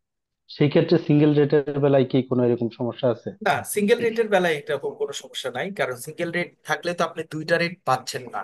মানে তারা আসলে বিড এবং আস্ক দিয়ে সেটা ডিনোমিনেট করছে না, যেহেতু, সুতরাং আপনারও করার কোনো সুযোগ নাই, আপনারও দরকার নাই সেটা এক্সপ্লেনেশনে যাওয়া। বাট বিড এবং আস্ক থাকলে আপনার যে এক্সপ্লেনেশন আছে সেইভাবে আপনি অ্যান্সার করবেন, কোনো সমস্যা নাই এটাতে। Good question.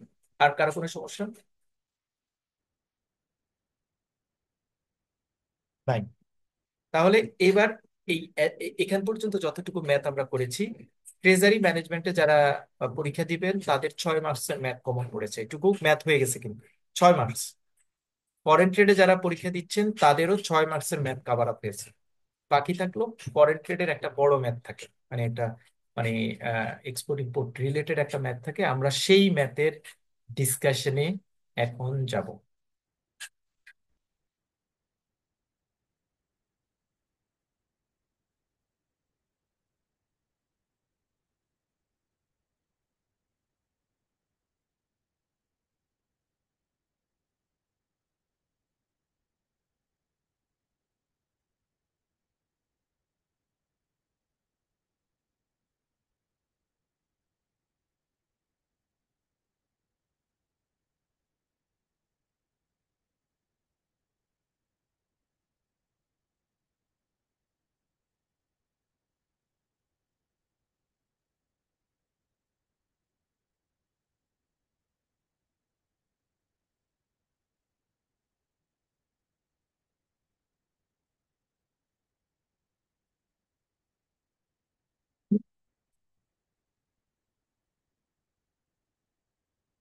ওকে, ফরেন ট্রেডে দুই ধরনের ম্যাথ আসে, একটু খেয়াল করবেন ভালো করে। আমি যে এখন যে ডিসকাশনটা করছি, আমরা খুব বেশি টাইম নিব না, খুব বেশি টাইম নিব না, মানে মেইন জিনিস যেটা সেটা বোঝা হয়ে গেছে আমাদের। মানে এই এই ম্যাথ, এখন যে ম্যাথটা আলোচনা করব, যেটা আপনাদের পরীক্ষায় 14 বা 15 মার্কস নিয়ে আসে, সেটার 50% কিন্তু আপনি করে ফেলেছেন, আপনি পারেন। ক্রস রেট দিয়ে আপনি অলরেডি ম্যাথ করা হয়ে গেছে।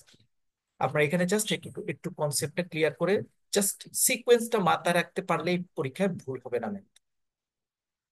আপনি যখন বড় ম্যাথটা, যেটাকে আমরা বলি হচ্ছে ফান্ডিং ম্যাথ, যেটাকে আমরা বলি, বা যেটাকে আমরা বলি হচ্ছে ফান্ড এক্সিকিউশন ম্যাথ বলি, যেটাকে অর্থাৎ কাস্টমারের কাছ থেকে কত ফান্ড নিবেন বা কাস্টমারকে কত ফান্ড দিবেন, এই ক্যালকুলেশন টাইপের ম্যাথ যখন আমরা করতে যাই, তখন আপনি ব্যাংকার হিসেবে নিজেকে রোল প্লে করাবেন, অন্য কোনো কাজ না। ব্যাংকার, ব্যাংকে দুই ধরনের কাস্টমার আসতে পারে, একজন ইম্পোর্টার, আরেকজন এক্সপোর্টার। রিয়েল সিনারিওটা একটু চিন্তা করুন। এক্সপোর্টার যারা, তাদের আসলে ফেনোমেনাটা কি থাকে, বা তারা আসলে কি করে, তারা বাইরে প্রোডাক্ট সেল করে, সেলের এগেনস্টে আপনার কাছে তার কিছু ডলার আসে, আমরা ডলারের কথাই বলি, অন্য কোনো কারেন্সিতে না যাই। ডলার আসে, সেই ডলারটা আপনার কাছে আসে, বাট ডলারের মালিক কে? এক্সপোর্টার। যিনি এক্সপোর্ট করেছেন তিনি মালিক। ডলার আপনার ব্যাংকে আসে, আপনার ব্যাংকে আসার পরে এক্সপোর্টার আপনার ব্যাংকে আসে, সে আপনাকে বলে যে ভাই, ডলার নিয়ে আমি কি করব, ডলার তো আমি বিক্রি করতে পারবো না কোথাও, আপনি ডলারটা রেখে দেন, আমাকে টাকা দিয়ে দেন। তার মানে অ্যাজ এ ব্যাংক আপনি কাস্টমারের কাছ থেকে ডলারটা কিনে নিবে। তার মানে এক্সপোর্টার যখন এক্সপোর্টারের কোনো বিল আসবে, সেই বিলের ডলার অ্যামাউন্টটা আপনি কাস্টমারের কাছ থেকে কিনে নেবেন। অর্থাৎ যখন কিনতে যাবেন তখন বিড রেটটা আপনার মাথায় ঘুরবে যে আমি কিনবো তো বিড রেট দিয়ে কিনবো। এক নম্বর কথা। দুই নম্বর হচ্ছে আপনি এক্সপোর্টার না, কোনো কারণে বাহির থেকে কোনো একটা রেমিটেন্স আপনার কাছে আসছে। আপনার কাছে এই রেমিটেন্সটা আসছে, আপনার রেমিটেন্স ধরেন আপনার ভাই বাইরে থাকে, সে ইউকে থেকে আপনার কাছে আপনাকে রেমিটেন্স পাঠিয়েছে ডলারে। আপনি ব্যাংকে গিয়ে বললেন যে যেমন আমার আমার ব্রাঞ্চে একজন রেগুলার কাস্টমার আছে, ওনার হাজবেন্ড হচ্ছে ইউএনডিপি তে চাকরি করতেন। তো উনি মারা গেছেন আরো 18-20 বছর আগে। তো ওনার ওয়াইফ ইউএনডিপি থেকে একটা ফান্ড পায় প্রতি মাসে 1120 রেমিটেন্স, $1120 প্রতি মাসে আসে। তাহলে আমার উনি ম্যাডাম একদম বয়স্ক, 67-70 বছর বয়স। মানে এমন হয়েছে যে আমি ওনার কাছ থেকে ফর্মগুলি সাইন করে অনেকগুলি ফর্ম রেখে দিয়েছি। যখনই ডলারটা আসে ওনাকে আমি ফোনও দিই না, জাস্ট ডলারটা এনক্যাশ করে ওনাকে টাকা দিয়ে দিই। What does it mean? It means হচ্ছে রেমিটেন্স আসছে। আমার ওই ম্যাডাম বললো যে ভাই আমাকে, আমি $1120 নিয়ে আমি কি করব, তুমি ডলারটা রেখে দাও, রেখে আমাকে টাকা দাও। তার মানে আমি ওই ম্যাডামের কাছ থেকেও কিন্তু ডলারটা কিনে নিয়ে তাকে টাকাটা দিয়েছি। তার মানে আমি ডলারটা বাই করি। ব্যাংক হিসেবে আমি যখন ডলারটা বাই করি আমার মাথায় থাকবে আমি বিড রেটে বাই করবো, সুতরাং বিড রেটটা সেখানে আমি অ্যাপ্লাই করবো। তাহলে দুইটা জায়গায় বাইং ইস্যু থাকে এবং সেই দুইটা জায়গায় আমরা বিড রেটটা অ্যাপ্লাই করবো। কোন দুইটা জায়গায়? একটা হচ্ছে এক্সপোর্টারের কোনো ডলার যখন আসে সেইটা, কারণ এক্সপোর্টার ডলারের মালিক, বাট ডলারটা সে নিয়ে যায় না, সে আমার কাছে বিক্রি করে। আবার কোনো ইনওয়ার্ড যদি আসে, বাহির থেকে কোনো ইনওয়ার্ড যদি আসে, তখন সেই ডলারটা আমরা কিনে কাস্টমারকে টাকা দিয়ে দিই। তাহলে এই দুইটা সিনারিওর ক্ষেত্রে, এক্সপোর্টারের পার্সপেক্টিভে এবং ইনওয়ার্ডের ক্ষেত্রে, আমরা কাস্টমারকে ডলারটা দিয়ে দিই। তার মানে কাস্টমারের কাছ থেকে ডলারটা কিনে কাস্টমারকে টাকা দিই। তার মানে এখানে আমি কাস্টমারের কাছ থেকে ডলারটা কিনে নেই। দ্যাট মিনস এখানে আমি বাইং রেটটা অ্যাপ্লাই করি। একটা পার্ট গেল। সেকেন্ড পার্ট, ইম্পোর্টার আসছে আপনার কাছে, এসে বললো যে ভাই আমি তো গুডস নিয়ে আসছি $40,000, এখন তো আমি তো আপনাকে টাকা দিব, আপনি $40,000 আমাকে দেন। ইম্পোর্টার এই $40,000 দিয়ে আসলে কি করবে? সে আসলে ফিজিক্যালি নেয় না, সে ফরেন ব্যাংকে বেনিফিশিয়ারিকে সেন্ড করে, আমার মাধ্যমে সেন্ড করে, বাট সে আমার কাছ থেকে কিনে নেয়। তাহলে ইম্পোর্টারের কোনো বিল রিলেটেড অ্যাক্টিভিটিস যখন থাকে তখন আমরা বলবো আমি তখন ইম্পোর্টারের কাছে ডলার সেল করি। ইট মিনস ইট মিনস, আমি যখন সেল করতে যাব তখন কিন্তু আস্ক রেট অ্যাপ্লাই করব। তার মানে আমি সেখানে আস্ক রেট অ্যাপ্লাই করব, কারণ আমার এখানে ইনকামের একটা জায়গা আছে, বিডের চেয়ে আস্ক রেটটা বেশি হয়, আমি এখানে আস্ক রেটটা অ্যাপ্লাই করব। এখন আপনারা আমরা বা আপনারা প্রায় মাথার মধ্যে এই জায়গাটাতে একটু এলোমেলো হয়ে যায় যে ইম্পোর্টার হলে মনে হয় বিড রেট হবে, এক্সপোর্টার হলে মনে হয় আস্ক রেট হবে। এই পেঁচানো জিনিসটা পেঁচানো যাবে না। খুব সিম্পল করে চিন্তা করলে, ইম্পোর্টার আমার কাছে আসছে ডলার কিনতে, আপনি বলবেন যে ইম্পোর্টার ডলার দিয়ে কি করবে, সে তো বাংলাদেশে আছে, সে ডলার দিয়ে কি করবে, তার তো ডলার দরকার নেই, মানে আপনি প্যাচে পড়ে গেলেন আর কি। না, আপনার মাথায় নিতে হবে ইম্পোর্টার ডলারটা আমার কাছ থেকে নিয়ে সে আসলে বেনিফিশিয়ারিকে সেন্ড করবে, আমার মাধ্যমে সেন্ড করবে, বাট আমি আসলে প্র্যাকটিক্যালি তার কাছে ডলার বিক্রি করছি। আমি তো বেনিফিশিয়ারিকে ডলার দেব কেউ না, ইম্পোর্টারের হয়ে আমি পেমেন্ট দিব। সো ইম্পোর্টার আমার কাছ থেকে আগে কিনবে, কেনার পর আমি সেই পেমেন্টটা দিব ডলার। সেম একই রকম আউটওয়ার্ড রেমিটেন্স, আমার একটা ছেলে বাইরে পড়াশোনা করে, তার জন্য আমি কিছু ডলার পাঠাবো। এখন আমার কাছে, আমি ব্যাংকে গিয়ে বললাম যে আমি, আমার ছেলে ইউএসএ থাকে, তার জন্য আমি $500 পাঠাইতে যাচ্ছি। তা আমি বললাম যে ঠিক আছে, ব্যাংকার হিসেবে বললাম দেন $500 দেন, আমি পাঠাই দিই। তো আমার কাস্টমার বললো যে আমি কিভাবে ডলার দিব, আমার কাছে তো টাকা আছে, আমি তো ডলার নাই আমার কাছে। তাহলে কি করবো, আপনি আমাকে আমি $500 আপনাকে দিই, আপনি $500 এগেইনস্ট আমাকে টাকা দেন, আপনি $500 নিয়ে আমার মাধ্যমে আপনার ছেলের কাছে পাঠিয়ে দেন। তার মানে আমি আউটওয়ার্ড রেমিটেন্সের ক্ষেত্রে কাস্টমারের কাছে ডলার বিক্রি করছি। ইম্পোর্ট এবং আউটওয়ার্ড রেমিটেন্সের ক্ষেত্রে আমি কাস্টমারের কাছে ডলার বিক্রি করছি। ইট মিনস এই দুইটা জায়গায় আমি আস্ক রেট ব্যবহার করব। এক্সপোর্ট এবং ইনওয়ার্ড রেমিটেন্সের ক্ষেত্রে আমি কাস্টমারের কাছ থেকে ডলার কিনে নিই, তার মানে আমি সেখানে বিড রেট ব্যবহার করব। এই লেসনটা যা বলেছি, সবাইকে এই লেসনটা ক্লিয়ার কিনা এতটুকু? মানে কখন আমি বিট রেট ব্যবহার করব, কখন আমি আস্ক্রিপ্ট ব্যবহার করবো। সবাই কি ক্লিয়ার? জি ভাইয়া। অন্যরা জি। সবাই কি ক্লিয়ার? স্যার আরেকবার বলেন। আরেকবার জি স্যার। অন্য একজন বলেন, সালমা আপা একটু বলেন। আহ, আমরা যখন এক্সপোর্টার যখন কোনো এক্সপোর্ট প্রসিড আসবে, তখন এক্সপোর্টারের তো আর ওই ডলারটা লাগে না। ও আমরা হচ্ছে ওর কাছ থেকে মানে কিনে নিব। তো ব্যাংক যখন কিনবে তখন হচ্ছে একটু কম রেটে নিবে, তখন হচ্ছে আমরা বিড রেটটা ইউজ করব। আর সিমিলারলি ইনওয়ার্ড রেমিটেন্স এর ক্ষেত্রেও একই অবস্থা। আমরা এক্ষেত্রেও আমরা পারচেস করব, যেহেতু ব্যাংক পারচেস করবে, ভ্যালুটা কম দিব, আমরা বিড রেট ইউজ করব। আর ইম্পোর্টারের বিল যখন পেমেন্ট হবে, ইম্পোর্টারের কাছে হয়তো ক্যাশ আছে, ওর কাছে ফরেন কারেন্সি নাই। তো ব্যাংকের কাছ থেকে যখন ব্যাংক তো তখন সেল করবে ইম্পোর্টারের কাছে, একটু বেশি রেটে সেল করবে, যেন আস্ক রেট হবে। আর সিমিলারলি আউটওয়ার্ড রেমিটেন্স এর ক্ষেত্রেও যদি কেউ বাইরে কোনো টিউশন ফি পাঠাতে চায় কেউ, তখন এক্ষেত্রেও ব্যাংক সেল করবে, ফরেন কারেন্সি সেল করবে, এখানে এক্ষেত্রেও আস্ক প্রাইস হবে, মানে আস্ক রেটটা হবে। Thank you so much. আর কেউ বলবেন?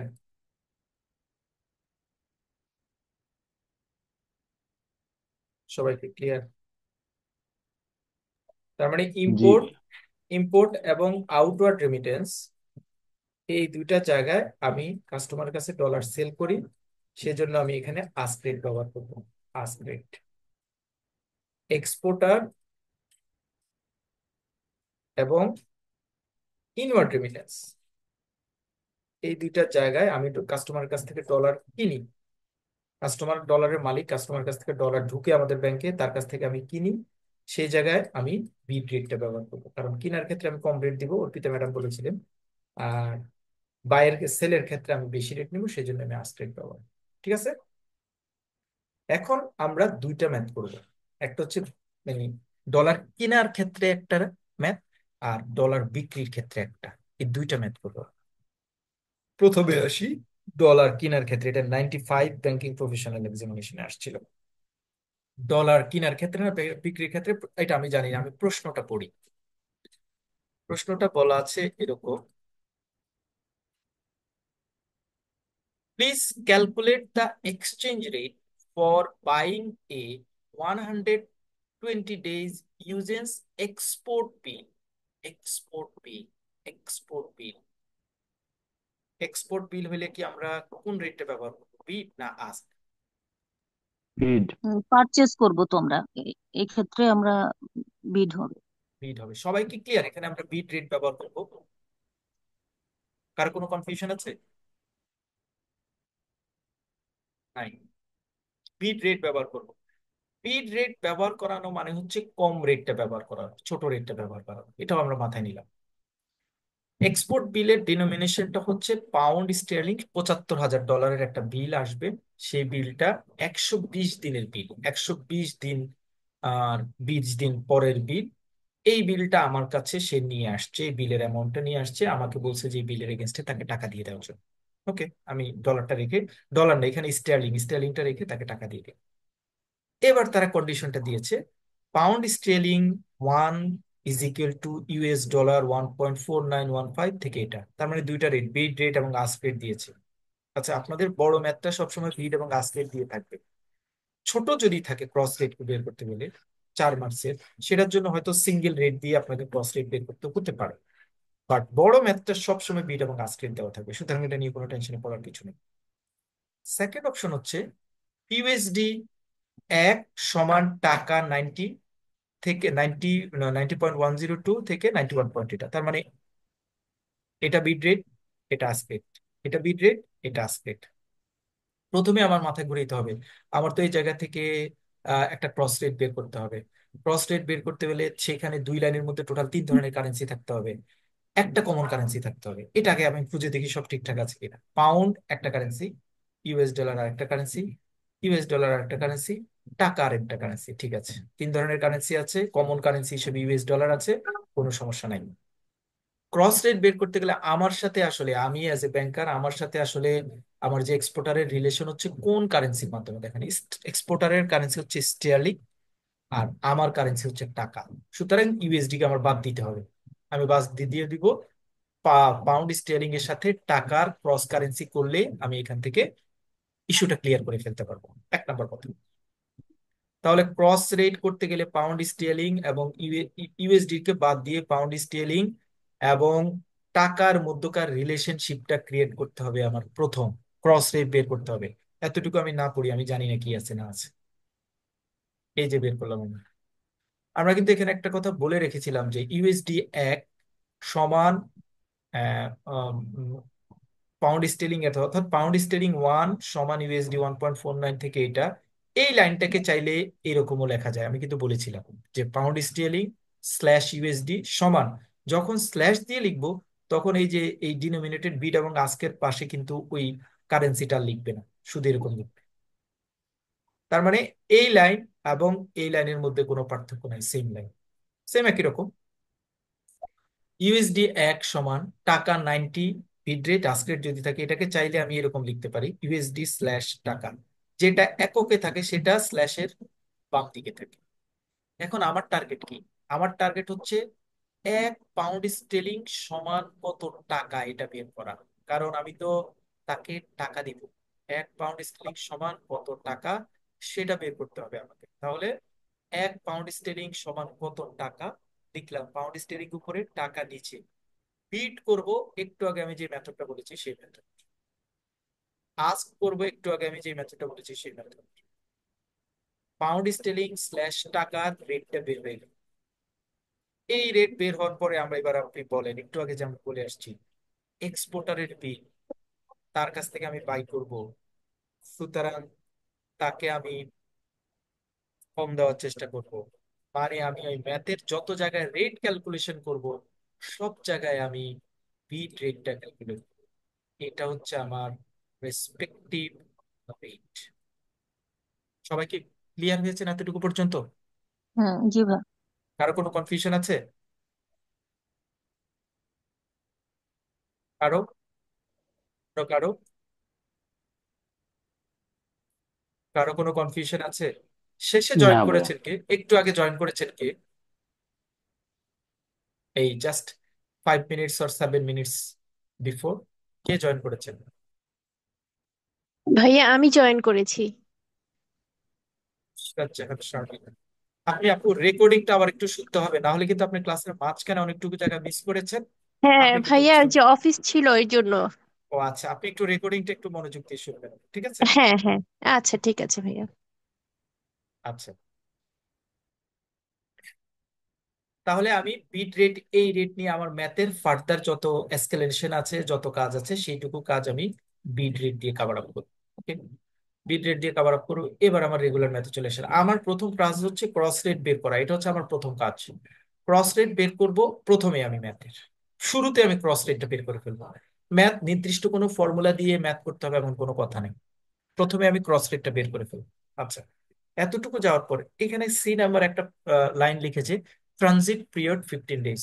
খুব বেশি জানার দরকার নাই যে এটা মানে কি জিনিস, এটা কেন আসে বা কি। তারা লিখেছে ট্রানজিট পিরিয়ড 15 ডেজ, আমি ট্রানজিট পিরিয়ড 15 ডেজ দিয়ে ক্যালকুলেশন করব। পরীক্ষা যদি চেঞ্জ আসে তাহলে লিখবে transit period 25 days. Transit period এই ওয়ার্ডটা চেঞ্জ করবে না কখনো। সি। ডি নাম্বার হচ্ছে পোস্টেজ, অর্থাৎ এই যে এক্সপোর্ট প্রসেসিং এর জন্য যে একটা পোস্টেজ চার্জ আছে, একটা কুরিয়ার চার্জ আছে, সেই কুরিয়ার চার্জ হচ্ছে 1/32%। এটা হয়তো আপনার অন্য ম্যাথ যদি আসে তাহলে আসতে পারে যে 1/42%। একই, চেঞ্জ হবে না। Rate of interest 5%। এই ম্যাথে রেট অফ ইন্টারেস্ট 5%, অন্য ম্যাথে 7% থাকতে পারে, 6% থাকতে পারে। ওয়ার্ডিং একই রকম। মার্জিন অফ প্রফিট টাকা 0.10 পার পাউন্ড স্টিয়ারিং, অন্য কোনোটায় মার্জিন অফ প্রফিট টাকা 0.12, 13, 15 এরকম থাকবে, but wording should be unchanged. Please calculate the exchange rate as well as the amount to be credited of the customer account. এজিও 360 days in year. আপনাকে বলছে যে এই যে রেট ক্যালকুলেশন করতে হবে 360 ডেটকে হিসেবে 1 ইয়ার হিসেবে ক্যালকুলেশন করতে হবে। তাহলে আমাকে এখানে দুইটা কাজ করতে বলেছে। একটা বলেছে এক্সচেঞ্জ রেটটা ক্যালকুলেট করতে বলেছে যে এক্সচেঞ্জ রেটটা কত, এবং কাস্টমারের অ্যাকাউন্টে আপনি কত কত ক্রেডিট করবেন সেটা। এক্সচেঞ্জ রেটটা ক্যালকুলেশন করতে পারলে কাস্টমারের অ্যাকাউন্টে ক্রেডিট করার অ্যামাউন্ট সোজা কাজ, কারণ 75,000কে এক্সচেঞ্জ রেট দিয়ে গুণ করলে কাস্টমার অ্যাকাউন্টে টাকাটা আমি দিয়ে দিই। এবার আসি, বাইং রেট যখন ক্যালকুলেশন করতে হয়, অর্থাৎ এটা তো আমার বিট রেট দিয়ে ক্যালকুলেশন করব, বিট রেট দিয়ে যখন ক্যালকুলেশন করতে যাব, নর্মালি রেটের জন্য একটা ফর্মুলা আছে এরকম, বাইং এক্সচেঞ্জ রেট, আমি তো বাই করতে যাচ্ছি, buying exchange rate is equal to exchange rate per pound sterling minus total exchange margin per pound sterling. এটা হচ্ছে একটা ফর্মুলা, মনে রাখতে হবে, কিন্তু এটা ফর্মাল কোনো ফর্মুলা না। যদি আপনি মনে করেন যে ভাইয়া বাইং এক্সচেঞ্জ রেটটা আমি এক্সচেঞ্জ রেট পার স্টার্লিংটা বের করলাম, বের করে total exchange rate margin per sterling এর এই অ্যামাউন্টটা থেকে মাইনাস করে দিলাম, কোনো সমস্যা নেই, আপনি আপনার মতো করে মাইনাস করে দেন, ফর্মালি এরকম ফর্মাল ফর্মুলা না লিখে করতে পারেন। এই ফর্মুলাটাই আমরা ওই যে ইম্পোর্ট এবং আউটওয়ার্ড রেমিটেন্সের ক্ষেত্রে বলেছিলাম যে সেলিং এক্সচেঞ্জ রেট, এইখানে শুধু প্লাস চিহ্ন হবে। সেলের ক্ষেত্রে তো প্রাইসটা বেশি হয়, এই জন্য এই অ্যামাউন্টটুকুকে যোগ করে দিতে হয়, আর বাইরের ক্ষেত্রে মানে প্রাইসটা কম হয়, সেই জন্য এক্সচেঞ্জ মার্জিন রিলেটেড অ্যাক্টিভিটিস গুলিকে মাইনাস করে দিতে হয়। তাহলে বাইং এর ক্ষেত্রে এই ফর্মুলাটার এখানে মাইনাস হয়, সেলের ক্ষেত্রে ফর্মুলার এখানে প্লাস হয়। ক্রস রেট বের করলাম, এই রেট দিয়ে আমি ক্যালকুলেশন করবো সব জায়গায় 134.387। ওকে, এবার আগাই। প্রথমে আমি এখানে যে ডেটের কথাটা বলেছে, ডেটের ক্যালকুলেশনটা করব, ট্রানজিট পিরিয়ড যে ডেটের কথা বলেছে এইটার ক্যালকুলেশনটা করবো আমি। ডেটের কথাটা বলা আছে যে টোটাল ডেট হচ্ছে বিল ম্যাচুরিটি, প্রশ্নে বলা আছে বিল ম্যাচুরিটি ডেট হচ্ছে 120 ডেজ, আর গ্রেস পিরিয়ড ট্রানজিট পিরিয়ড মানে হচ্ছে গ্রেস পিরিয়ড, গ্রেস পিরিয়ড হচ্ছে 15 ডেজ। তাহলে এক্সচেঞ্জ বিল অফ মানে ইউপাস এক্সচেঞ্জ বিলের মেয়াদ যা, তার সাথে এই ট্রানজিটের অ্যামাউন্টের ডেটাকে যোগ করে দিব আমি। তার মানে 120 প্লাস 15। পরীক্ষার হলে যদি থাকে 90 ডেজ ইউজেন্স ফিস, তাহলে এটা 19 প্লাস 15 হবে। পরীক্ষা যদি 8টা 20 ডেজ হয়, তাহলে 120 ডেজ প্লাস 20 ডেজ হবে। তাহলে ডেটের ইন্টারেস্টটা ক্যালকুলেশন করতে গেলে টোটাল ডেট আমি বের করলাম, bill maturity date 120 plus transit period হচ্ছে 15, 135 দিন। অর্থাৎ এবার আমি বের করার চেষ্টা করব যে 135 দিনে আমি কত ইন্টারেস্ট তার কাছ থেকে নিব। আমি তো রেট জানি 134 পয়েন্ট সামথিং, 134.387। তাহলে আমি কি করলাম, 135কে 135 দিনের তো আর আমি ক্যালকুলেশন করতে পারবো না, আমি ক্যালকুলেশন করতে হবে 135 দিনের মধ্যে 360 দিয়ে 135কে ভাগ করলাম, মানে 135 দিনের 5% ইন্টারেস্ট আমি নিব। কত টাকা হয় তত টাকা আমি এখানে আসলে ইনক্লুড করার চেষ্টা করি। তাহলে এটা সাধারণত করা হয় বিড রেট যেটা আছে, আমি তো বিড রেট দিয়ে কাজ করবো, এইটা ইন্টু 5%, 5% মানে হচ্ছে 5/100 ভাগ 100 গুণ 135 দিন, তো আমি 360 দিনের মধ্যে 135 দিন নিব, সেজন্য 135 ভাগ 360 লিখলাম। এটা হচ্ছে আসলে ওয়ান কাইন্ডস অফ উইকিক নিয়মের মতো ক্যালকুলেশন, উইকিক নিয়মের মতো ক্যালকুলেশন। তাহলে এই ক্যালকুলেশনের ক্ষেত্রে আমি বিট রেটটা প্রথমে নিব, বিট রেটটা প্রথমে নিব, তারপরে হচ্ছে 5% মানে হচ্ছে 5/100, এটা যদি 7% হতো তাহলে 7/100 লিখতাম। তারপরে হচ্ছে 135 দিনের রেট ক্যালকুলেশন করব। এটা যদি টোটাল ডেট 360কে ভাগ করে 135 দিয়ে জাস্ট গুণ করলাম, উপরে 135 নিচে 100, 360 দিয়ে ভাগ করার পর এই টোটাল যে ম্যাথটা বের হয়েছে সেটার রেজাল্টটা এখানে নিয়ে আসলেই আমার ইন্টারেস্ট পার পাউন্ড বের হয়ে যাবে। 1 পাউন্ডের ইন্টারেস্ট কত, এটা আমার বের হয়ে যাবে। 1 পাউন্ডের এগেনস্টে আমি তার কাছ থেকে কত ইন্টারেস্ট নিব সেটার মানটা আমি এখানে বের করলাম। 1 পাউন্ডের ইন্টারেস্ট এগেনস্টে, 1 পাউন্ডের এগেনস্টে, কিন্তু টোটাল 75,000 পাউন্ডের কথায় যায়নি। তাহলে আমি ইন্টারেস্ট রেট বের করলাম। ইন্টারেস্ট রেট বের করার পরে সেকেন্ড স্টেপে এসে আমি আর আমাকে তো ওরা বলে দিয়েছে যে পার পাউন্ডে ইন্টারেস্ট হচ্ছে, মার্জিন প্রফিট হচ্ছে 0.10%, এটা তো বলে দিয়েছে।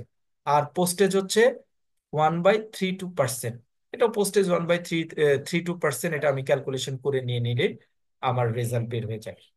এবার আমি টোটাল এক্সচেঞ্জ মার্জিন পার স্টিয়ারিং বের করলাম, টোটাল মার্জিন আমি তার কাছ থেকে কত নিব।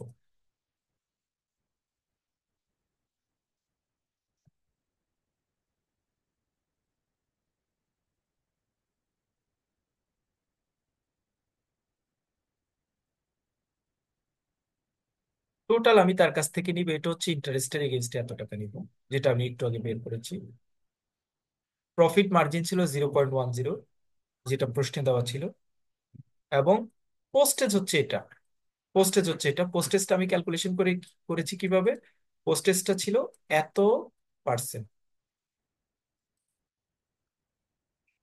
পার্সেন্ট কথাটার মানে হচ্ছে আমাকে 1/100 দিয়ে ভাগ করতে হবে। পার্সেন্ট কথাটার মানে হচ্ছে 1/100 দিয়ে গুণ করা করলাম। এইটা যখন আপনি ক্যালকুলেশন করবেন তখন এই রেজাল্ট আসবে। এটা হচ্ছে পোস্টেজ চার্জ। তাহলে এই তিনটা জিনিস একসাথে যখন আমি যোগ করে দিব, তখন আমি টোটাল মার্জিন আমি তার কাছ থেকে কত নিব 1 পাউন্ডের এগেনস্টে, সেটা বের হয়ে যাবে, বের হলো। তাহলে এবার বাইং এক্সচেঞ্জ রেটটা হবে আমার ওই যে আগের যে বাইং মানে বিড রেট যেটা ছিল সেটা থেকে স্ট্রেট ফরওয়ার্ড এই টোটাল মার্জিনে যে রেটটা বের হয়েছে সেটা মাইনাস করে দিলাম। করে দিলে এই অ্যামাউন্টটা দাঁড়ালো, এই অ্যামাউন্টটাই হচ্ছে এখন তার বাইং রেট। তাহলে তার যেহেতু বাইং রেট এটা, এটাকে সে হচ্ছে $75,000 পাউন্ড আসছে, এটাকে জাস্ট 75 দিয়ে গুণ করলে রেজাল্টটা বের হয়ে যাবে। 75 গুণ বাইং এক্সচেঞ্জ রেট এত টাকা, তার মানে কাস্টমারকে এত টাকা আমি তার অ্যাকাউন্টে ক্রেডিট করবো। ম্যাথ শেষ। বাইং রেটের ম্যাথটা হচ্ছে জাস্ট এরকম। ঠিক আছে? কারো কোনো কনফিউশন আছে কোনো জায়গায়?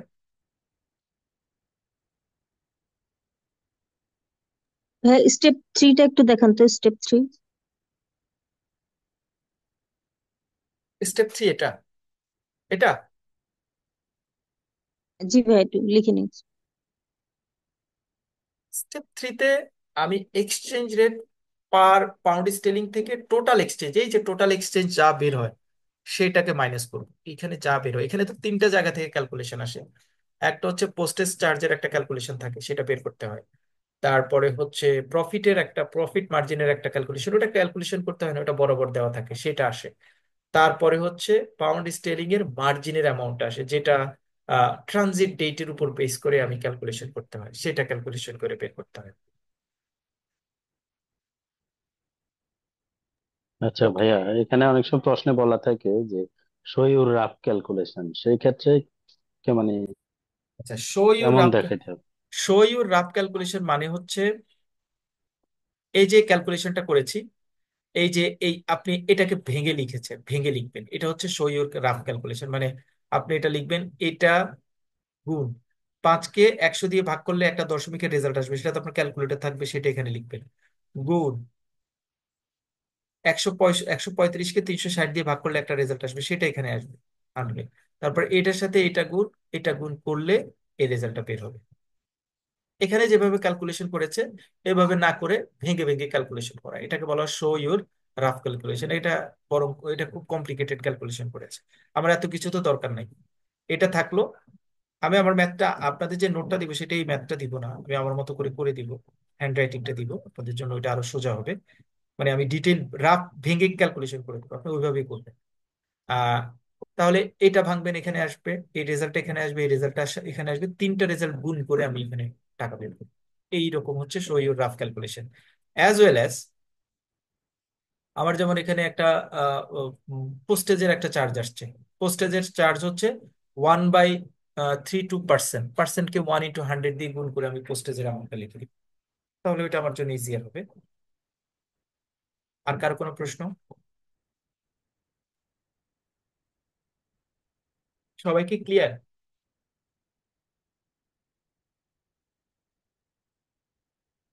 ক্লিয়ার। জি ভাই। এবার আমরা যাব, এটা তো আমরা বাইং রেট বের করেছি, সেলিং রেট বের করতে যাব। সেলিং রেট বের করার জন্য বাইং রেটই থাকে আগে থেকে, আমি আগে ঠিকঠাক করে নেই সেলিং রেটের ওখানে আসলে আমার কি হয়। প্রথমে এটা আমরা জেনেছি যে সেলিং রেট বের করতে গেলে আমাদের আহ আস্ক রেটটা দিয়ে কাজ করতে হবে, এটা হচ্ছে নাম্বার 1। নাম্বার 2 হচ্ছে সেলিং রেট, এই বাইং রেটের এখানে সেলিং কথাটা ইউজ হবে, ম্যাথ পুরো এটা এখানে যোগ হয়ে যাবে, কারণ সেলিং রেটের সাথে আমি বেশি রেটটা কেন নেই এই অংশটুকুর জন্য বেশি রেট নিব, এই অংশটা যোগ হয়ে যাবে। বাকি ম্যাথটা অ্যাজ ইউজুয়াল যে ম্যাথ আছে সেই ম্যাথ।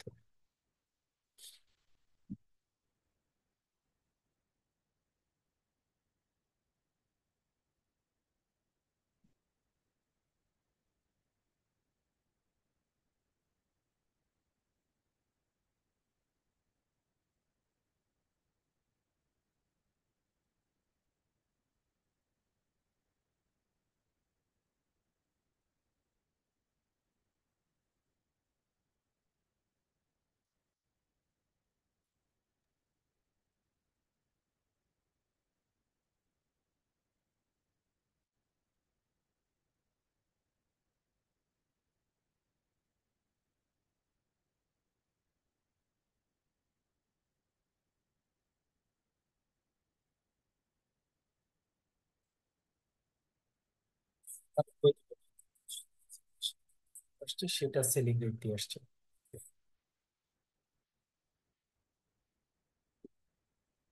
আসেন প্রশ্ন করি, শুরু করি।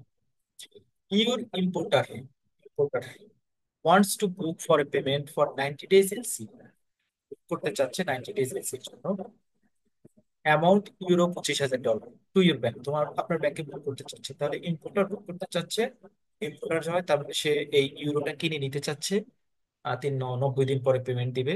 ওকে ফাইন, তার মানে আমি এখানে ক্রস রেটের ক্ষেত্রে কোন রেটটা ব্যবহার করবো, বাইং রেট না সেলিং রেট? সেলিং এখানে rate. Selling rate, very good, selling asking রেটে রেট হবে। ব্যবহার, asking rate. To your bank, calculate the exchange rate to deal with the import payment. How much does the importer have to be paid to your bank? ওই আগের মতো, যে আপনি exchange রেটটা কত করবেন এবং কাস্টমারের কাছ থেকে আসলে কত টাকা নেবেন। তাহলে এবার আসি আমরা ডিটেইলে। ইন্টারব্যাংক মার্কেট এক্সচেঞ্জ রেট, 1 USD সমান, এখানে কিন্তু আবার সমান দেয় নাই, পরীক্ষার হলে কিন্তু আপনি আবার প্যাচে পড়ে যাবেন, সমান তো দেয় নাই, তার মানে কি কোনো ঝামেলা আছে কিনা, না ঝামেলা নেই।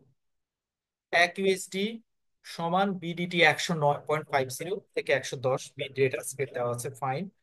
ইউরো 1 USD 1.0750 থেকে 1.0770, ফাইন, কোনো সমস্যা নাই।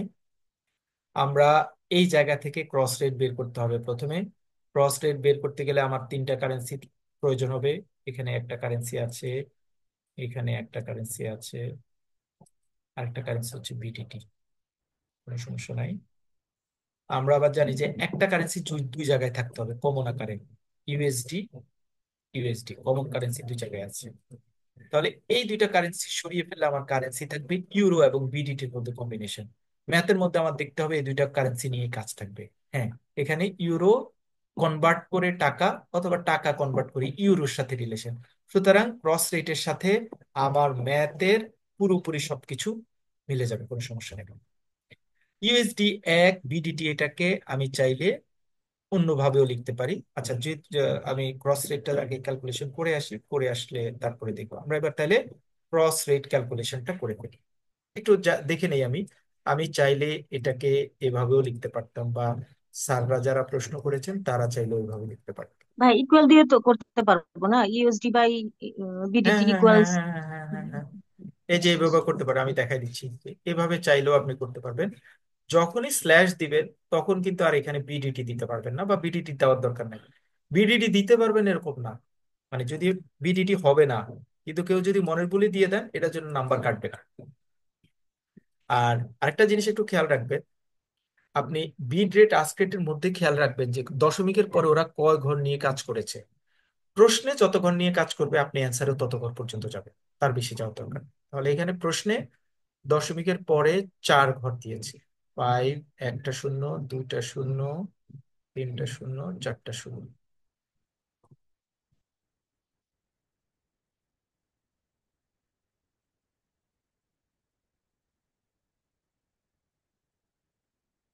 দশমিকের পরে মনে করছে শূন্য দুইটা আছে আর দিব না, না আপনি ফিল আপ করে দিবেন, এইভাবে লিখবেন। এই চাইলে এভাবেও লিখতে পারেন, নিচেরটা একইভাবে। তাহলে এই দুইটা লাইন থেকে প্রথম আমার কাজ হচ্ছে যে আমি ক্রস রেটটা বের করে নেওয়া, সূত্র টুত্র পরে আগে ক্রস রেট বের করবো। আমি জানি যে আগে ক্রস রেট বের করতে হবে, আমি ফর্মুলা টর্মুলা বা অন্য কোনো জিনিস হয়তো মুখস্থ জানি না। তাহলে ক্রস রেট আমি বের করব।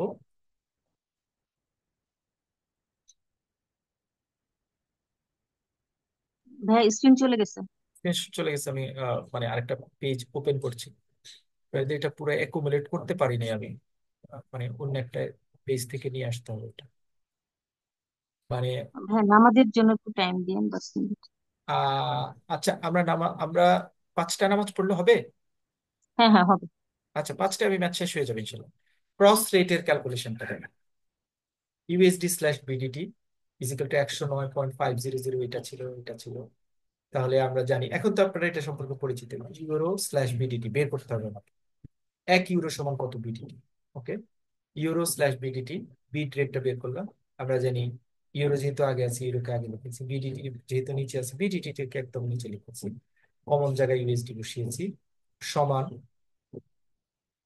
Euro slash USD.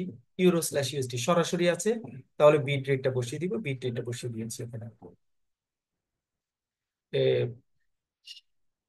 Euro euro slash USD, এটা এখানে আসলে এই এই মানটা হবে, এই মানটা আসতো, এই মানটা আসতো, যদি আমি ভুল না করি আর কি। যে ইউরো স্ল্যাশ ইউএসডি, এই মানটা আসবে, ইউরো স্ল্যাশ ইউএসডি বিট মানটা এটা আসবে 107 পয়েন্ট সামথিং, যেটা এটা আসবে, গুণ মানে এটা ইউএসডি স্ল্যাশ বিডিটি হয়ে গেছে, ইউএসডি স্ল্যাশ বিডিটি বিট মানটা যেটা সেটা আসবে, ইউএসডি স্ল্যাশ বিডিটি বিট মানটা হচ্ছে 100, মানে জাস্ট অল্টার হয়েছে আর কি। এই মানটা আসলে এখানে হবে, এই মানটা এখানে হবে। বুঝতে পেরেছেন তো ইস্যুটা? গুণ করতে কি euro slash USD bid rate, দেখেন এখানে কোনোটা কিন্তু মাল্টিপ্লাই করতে হবে না, কারণ এখানে সরাসরি হ্যালো ভাই, পেয়ে যাচ্ছে। আসসালামু আলাইকুম। জি, ওয়ালাইকুম সালাম। ভাই আমি বলতে চাচ্ছি যে আমি যদি এই যে ইউরো বা ইউএসডি এটা না দেখে সরাসরি গুণ করে দিলে হবে না? এতক্ষণ এত কষ্ট করে তাহলে কেন বলছি ভাই? হ্যাঁ, না এমনি হবে কিনা না না না, হবে না, এই এই প্রথম। এই এই করতে গিয়ে ভুল করে আসবেন না করে।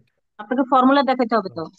আপনি না, আপনি যদি না, ফর্মুলা না করেন, আপনি তো মানে অন্য জায়গায় ভিডিওগুলিতে সব গুণ করে করানো, মানে লাইফে যত ভিডিও আছে সব, বা যত জায়গায় যারা ক্লাস করে সব গুণ গুণ গুণ গুণ করে দিয়ে করে আসে। গুণ করে দিয়ে আসতে গিয়ে যেটা ভাগ করে করবে, সেটাই আপনি গুণ করে দিয়ে করে ফেলতে চলে আসবে। সুতরাং এই না ফর্মুলাটা, এটা আপনি যেটা ওটা বলতেছেন যখন ওই ওয়ান দিয়ে ভাগ করে তখন এটার জন্য এটা প্লাস পয়েন্ট হবে আর কি, এটা হুম, বলতেছেন? প্লাস না, এটা তাতে আপনার ভুল হবে না, সেটা ঠিক একদম আছে, ভুল হবে না। ধন্যবাদ। আপনি এরপরে কিন্তু এইটার, এই ম্যাথের পরে আমি 98তম ম্যাথের এক্সাম, মানে ওই ম্যাথটা আপনাদেরকে করতে দিব, ওটা আপনাদের হোমওয়ার্কস থাকবে। ওইখানে গিয়ে আপনি বুঝবেন যে যে এই ব্যাংকে করাটা আপনার জন্য কতখানি ইজিয়ার। ওকে, তাহলে আমার ইউরো স্ল্যাশ ইউএসডি হচ্ছে আসলে 107। 107 মানে এইটা আপনাদের ওই, তার মানে হচ্ছে এটা এখানে হবে।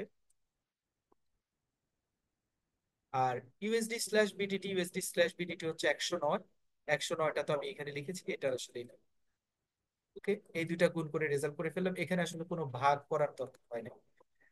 পরীক্ষার হলে বা আমরা অনেকেই মাথা গরম করে ফেলি, ভাই কোনটা ভাগ হবে কোনটা গুণ হবে আমাকে একটু বলেন। ক্রসফিট কি গুণ করে করতে হবে না ভাগ করে করতে হবে? দেখেন ম্যাথ আপনাকে নিয়ে যাচ্ছে, আপনি গুণ করবেন না ভাগ করবেন, কোনো জায়গায় আপনার এডিশনাল কোনো এক্সপ্লেনেশনের দরকার নেই। সেম একই ওয়েতে আপনি আস্ক্রেট বের করবেন, আস্ক্রেট বের করার পর বিড এবং আস্ক্রেটের কম্বিনেশনটা পেলেন, এবং আপনার ম্যাথটা যথেষ্ট রিলেভেন্ট এবং ঠিক আছে এটাও বোঝা যাচ্ছে, বিকজ বিড রেটটা এখানে কম আসছে, আস্ক্রেটটা এখানে বেশি আসছে।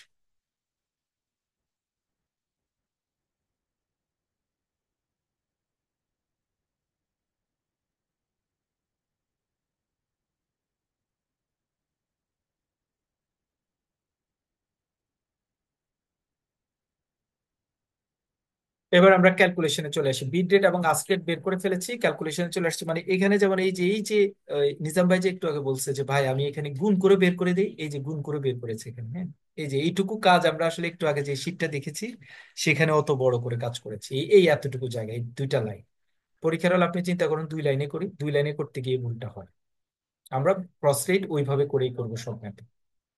ওকে, তাহলে এক্সচেঞ্জ সেলিং রেটটা বের করতে গেলে এক্সচেঞ্জ রেট পার ইউরো প্লাস টোটাল এক্সচেঞ্জ, আমি বলছি সেলিং রেটের ক্ষেত্রে প্লাস হবে, বাইং রেটের ক্ষেত্রে ফর্মুলাটা মাইনাস হবে। তাহলে এবার আমি ডে ক্যালকুলেশনের কথা বলেছি, ইউর ব্যাংক ওভারহেড চার্জ এত, ইন্টারেস্ট সোয়াপ রেট এত, এখানে ডে ক্যালকুলেশনের গ্রেস পিরিয়ডের কথা বলে দেওয়া নেই, কোনো গ্রেস পিরিয়ডের কথা এখানে বলে দেওয়া নাই। তাহলে আমরা, যেহেতু গ্রেস পিরিয়ডের কথা বলে দেওয়া নাই, ওভারহেড চার্জের কথা বলা আছে, ওভারহেড চার্জটা আমি ক্যালকুলেশন করবো। ওভারহেড চার্জটা আমি তো আস্ক রেটের উপর করবো। আস্ক রেট 119 ছিল, 19 ইন্টু ওভারহেড চার্জ যেটা, সেইটাকে আমি পার্সেন্টেজ করে নিলাম। এই যে 1/100 দিয়ে পার্সেন্টেজ করে ক্যালকুলেশন করলে আমি ওভারহেড চার্জটা পেয়ে গেলাম। একটা জিনিস বের হলো। আর একটা জিনিস হচ্ছে interest rate calculation. Interest rate calculation, এইখানে আমার ইন্টারেস্ট রেট ক্যালকুলেশনের ক্ষেত্রে 90 ডেজ এর কথাই বলা আছে।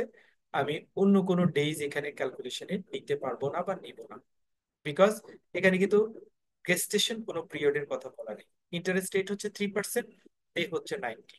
তাহলে 90 ডেজ এর আগের ব্যাচে যেমন আমার 120 ছিল আর 15 ছিল, দুইটা যোগ করে নিতে হয়েছে, এখানে এরকম না। এই যে 90 আর 90 কে 360 ডেজ দিয়ে ভাগ করব, 3%কে পার্সেন্টেজ করতে গিয়ে 1/100 দিয়ে করব। করার পর এই রেজাল্টটা এখানে বসাবো, এই রেজাল্টটা তারপরে বসাবো, এই রেজাল্টটা তারপরে বসাবো, তিনটার গুণফলটা আমি এখানে লিখবো। লিখলে ইন্টারেস্ট পার ইউরো বের হয়ে গেল। এবার টোটাল এক্সচেঞ্জ মার্জিন পার ইউনিটটা বের হলে ইন্টারেস্ট পার ইউনিট যেটা বের হয়েছে, ওভারহেড চার্জ যেটা আছে সেটা, যে অ্যামাউন্ট সেটা।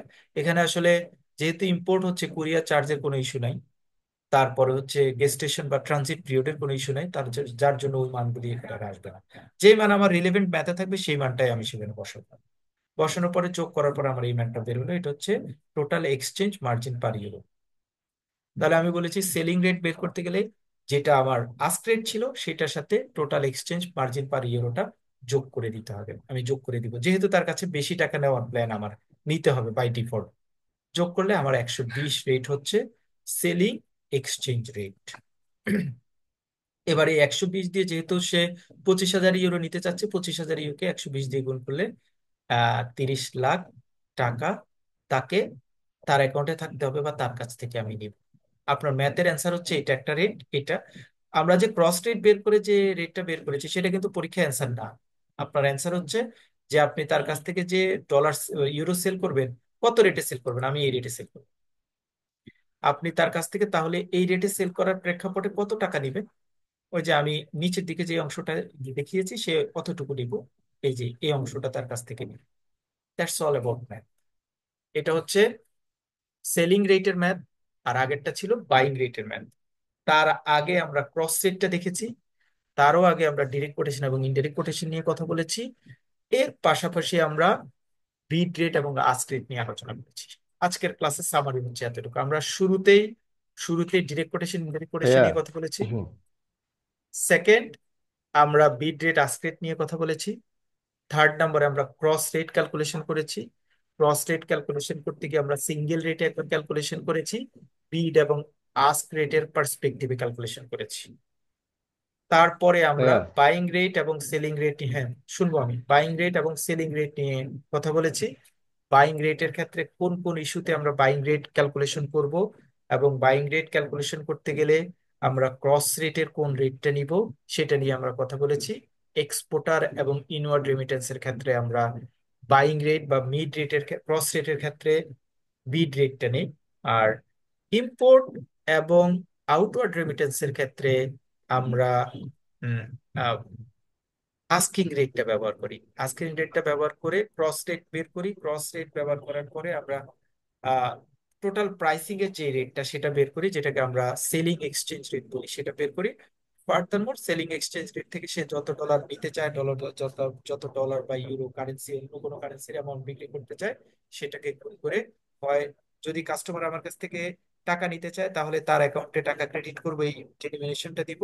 অথবা কাস্টমারের কাছ, যদি আমি বাই করতে চাই তাহলে তার কাছ থেকে কত টাকা দিব, এই ডেনোমিনেশনটা দিব। এতটুকু হচ্ছে মোটামুটি ম্যাথের ক্যালকুলেশন। হ্যাঁ নিজাম ভাই, বলেন। ভাই বলেন। হ্যাঁ ভাইয়া, আমি আমার কথা হচ্ছে যে আমি কখন মানে ওয়ান দিয়ে ভাগ করবো ক্রস রেটে, এটা একটু এই যে অঙ্কটা করছে এটা একটু উদাহরণ দিয়ে দেখে দেন তো ভাইয়া। মানে উপরের প্রশ্নের মধ্যে, মানে এটা যদি আমার বলো যে ওয়ান দিয়ে ভাগ করে করতে হবে তখন কি করবো? কে 1 দিয়ে ভাগ করে করতে বলবেন? হ্যাঁ যদি বলা যায় মানে এটা, মানে কখন ওয়ান দিয়ে ভাগ করবো, আমি প্রশ্ন বুঝবো যখন আর কি আপনার কাম নিয়ে এরকম। এক্সপেক্টেড ও আচ্ছা এক্সপেকটেশন যেটা আমরা চাচ্ছি ওইটা অনুযায়ী যদি না থাকে সেক্ষেত্রে হচ্ছে ঘুরায় নিতে হবে। ঠিক আছে। আচ্ছা, ভাইয়ার প্রশ্ন হচ্ছে যে কখন আমি আসলে মানে এক দিয়ে ভাগের ইস্যুটা কখন আসে, হ্যাঁ, ওয়ান দিয়ে এটা ভাগ কখন? কখন করে আর কি।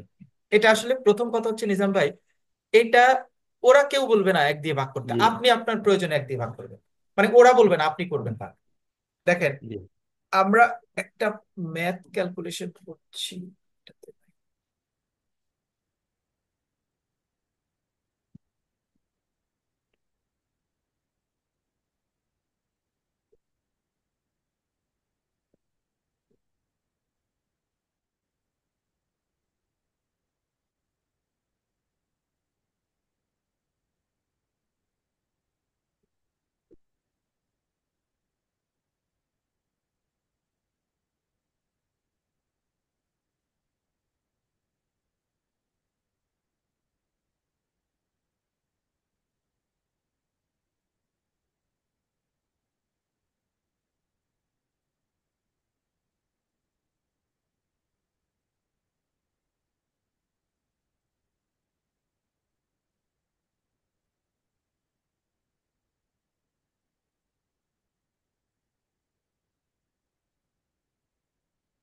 নিজাম ভাই এক্সট্রা স্লাইড শেয়ার করেছি, দেখা যাচ্ছে?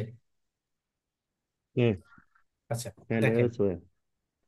ক্রস রেট ক্যালকুলেশনের ক্ষেত্রে যদি আমরা এই ম্যাথের কথা যাই, আমার ওরা স্ল্যাশ যেভাবে দিয়ে দিচ্ছে, এখানে স্ল্যাশ দেওয়া আছে রুপি ভাগ ইউএসডি, জি 70.10 থেকে 70.60, এটা বিট রেট, এটা আস্কেট, কোনো সমস্যা নেই। রুপি ভাগ জিবিপি 90.20 থেকে 90.80, এটা বিট রেট, এটা আস্কেট, কোনো সমস্যা নেই। ওরা ক্রস রেট বের করতে বলেছে ইউএসডি ভাগ জিবিপি, ওরা এটা বের করতে বলছে, আমি কিন্তু ইচ্ছা করে নেই নেই, ওরা বের করতে বলছে। আমি যখন বাইং রেট সেলিং রেটের ম্যাথ করতে যাই, আমি দেখি প্রশ্নের মধ্যে দুইটা রেটের কথা বলা থাকে।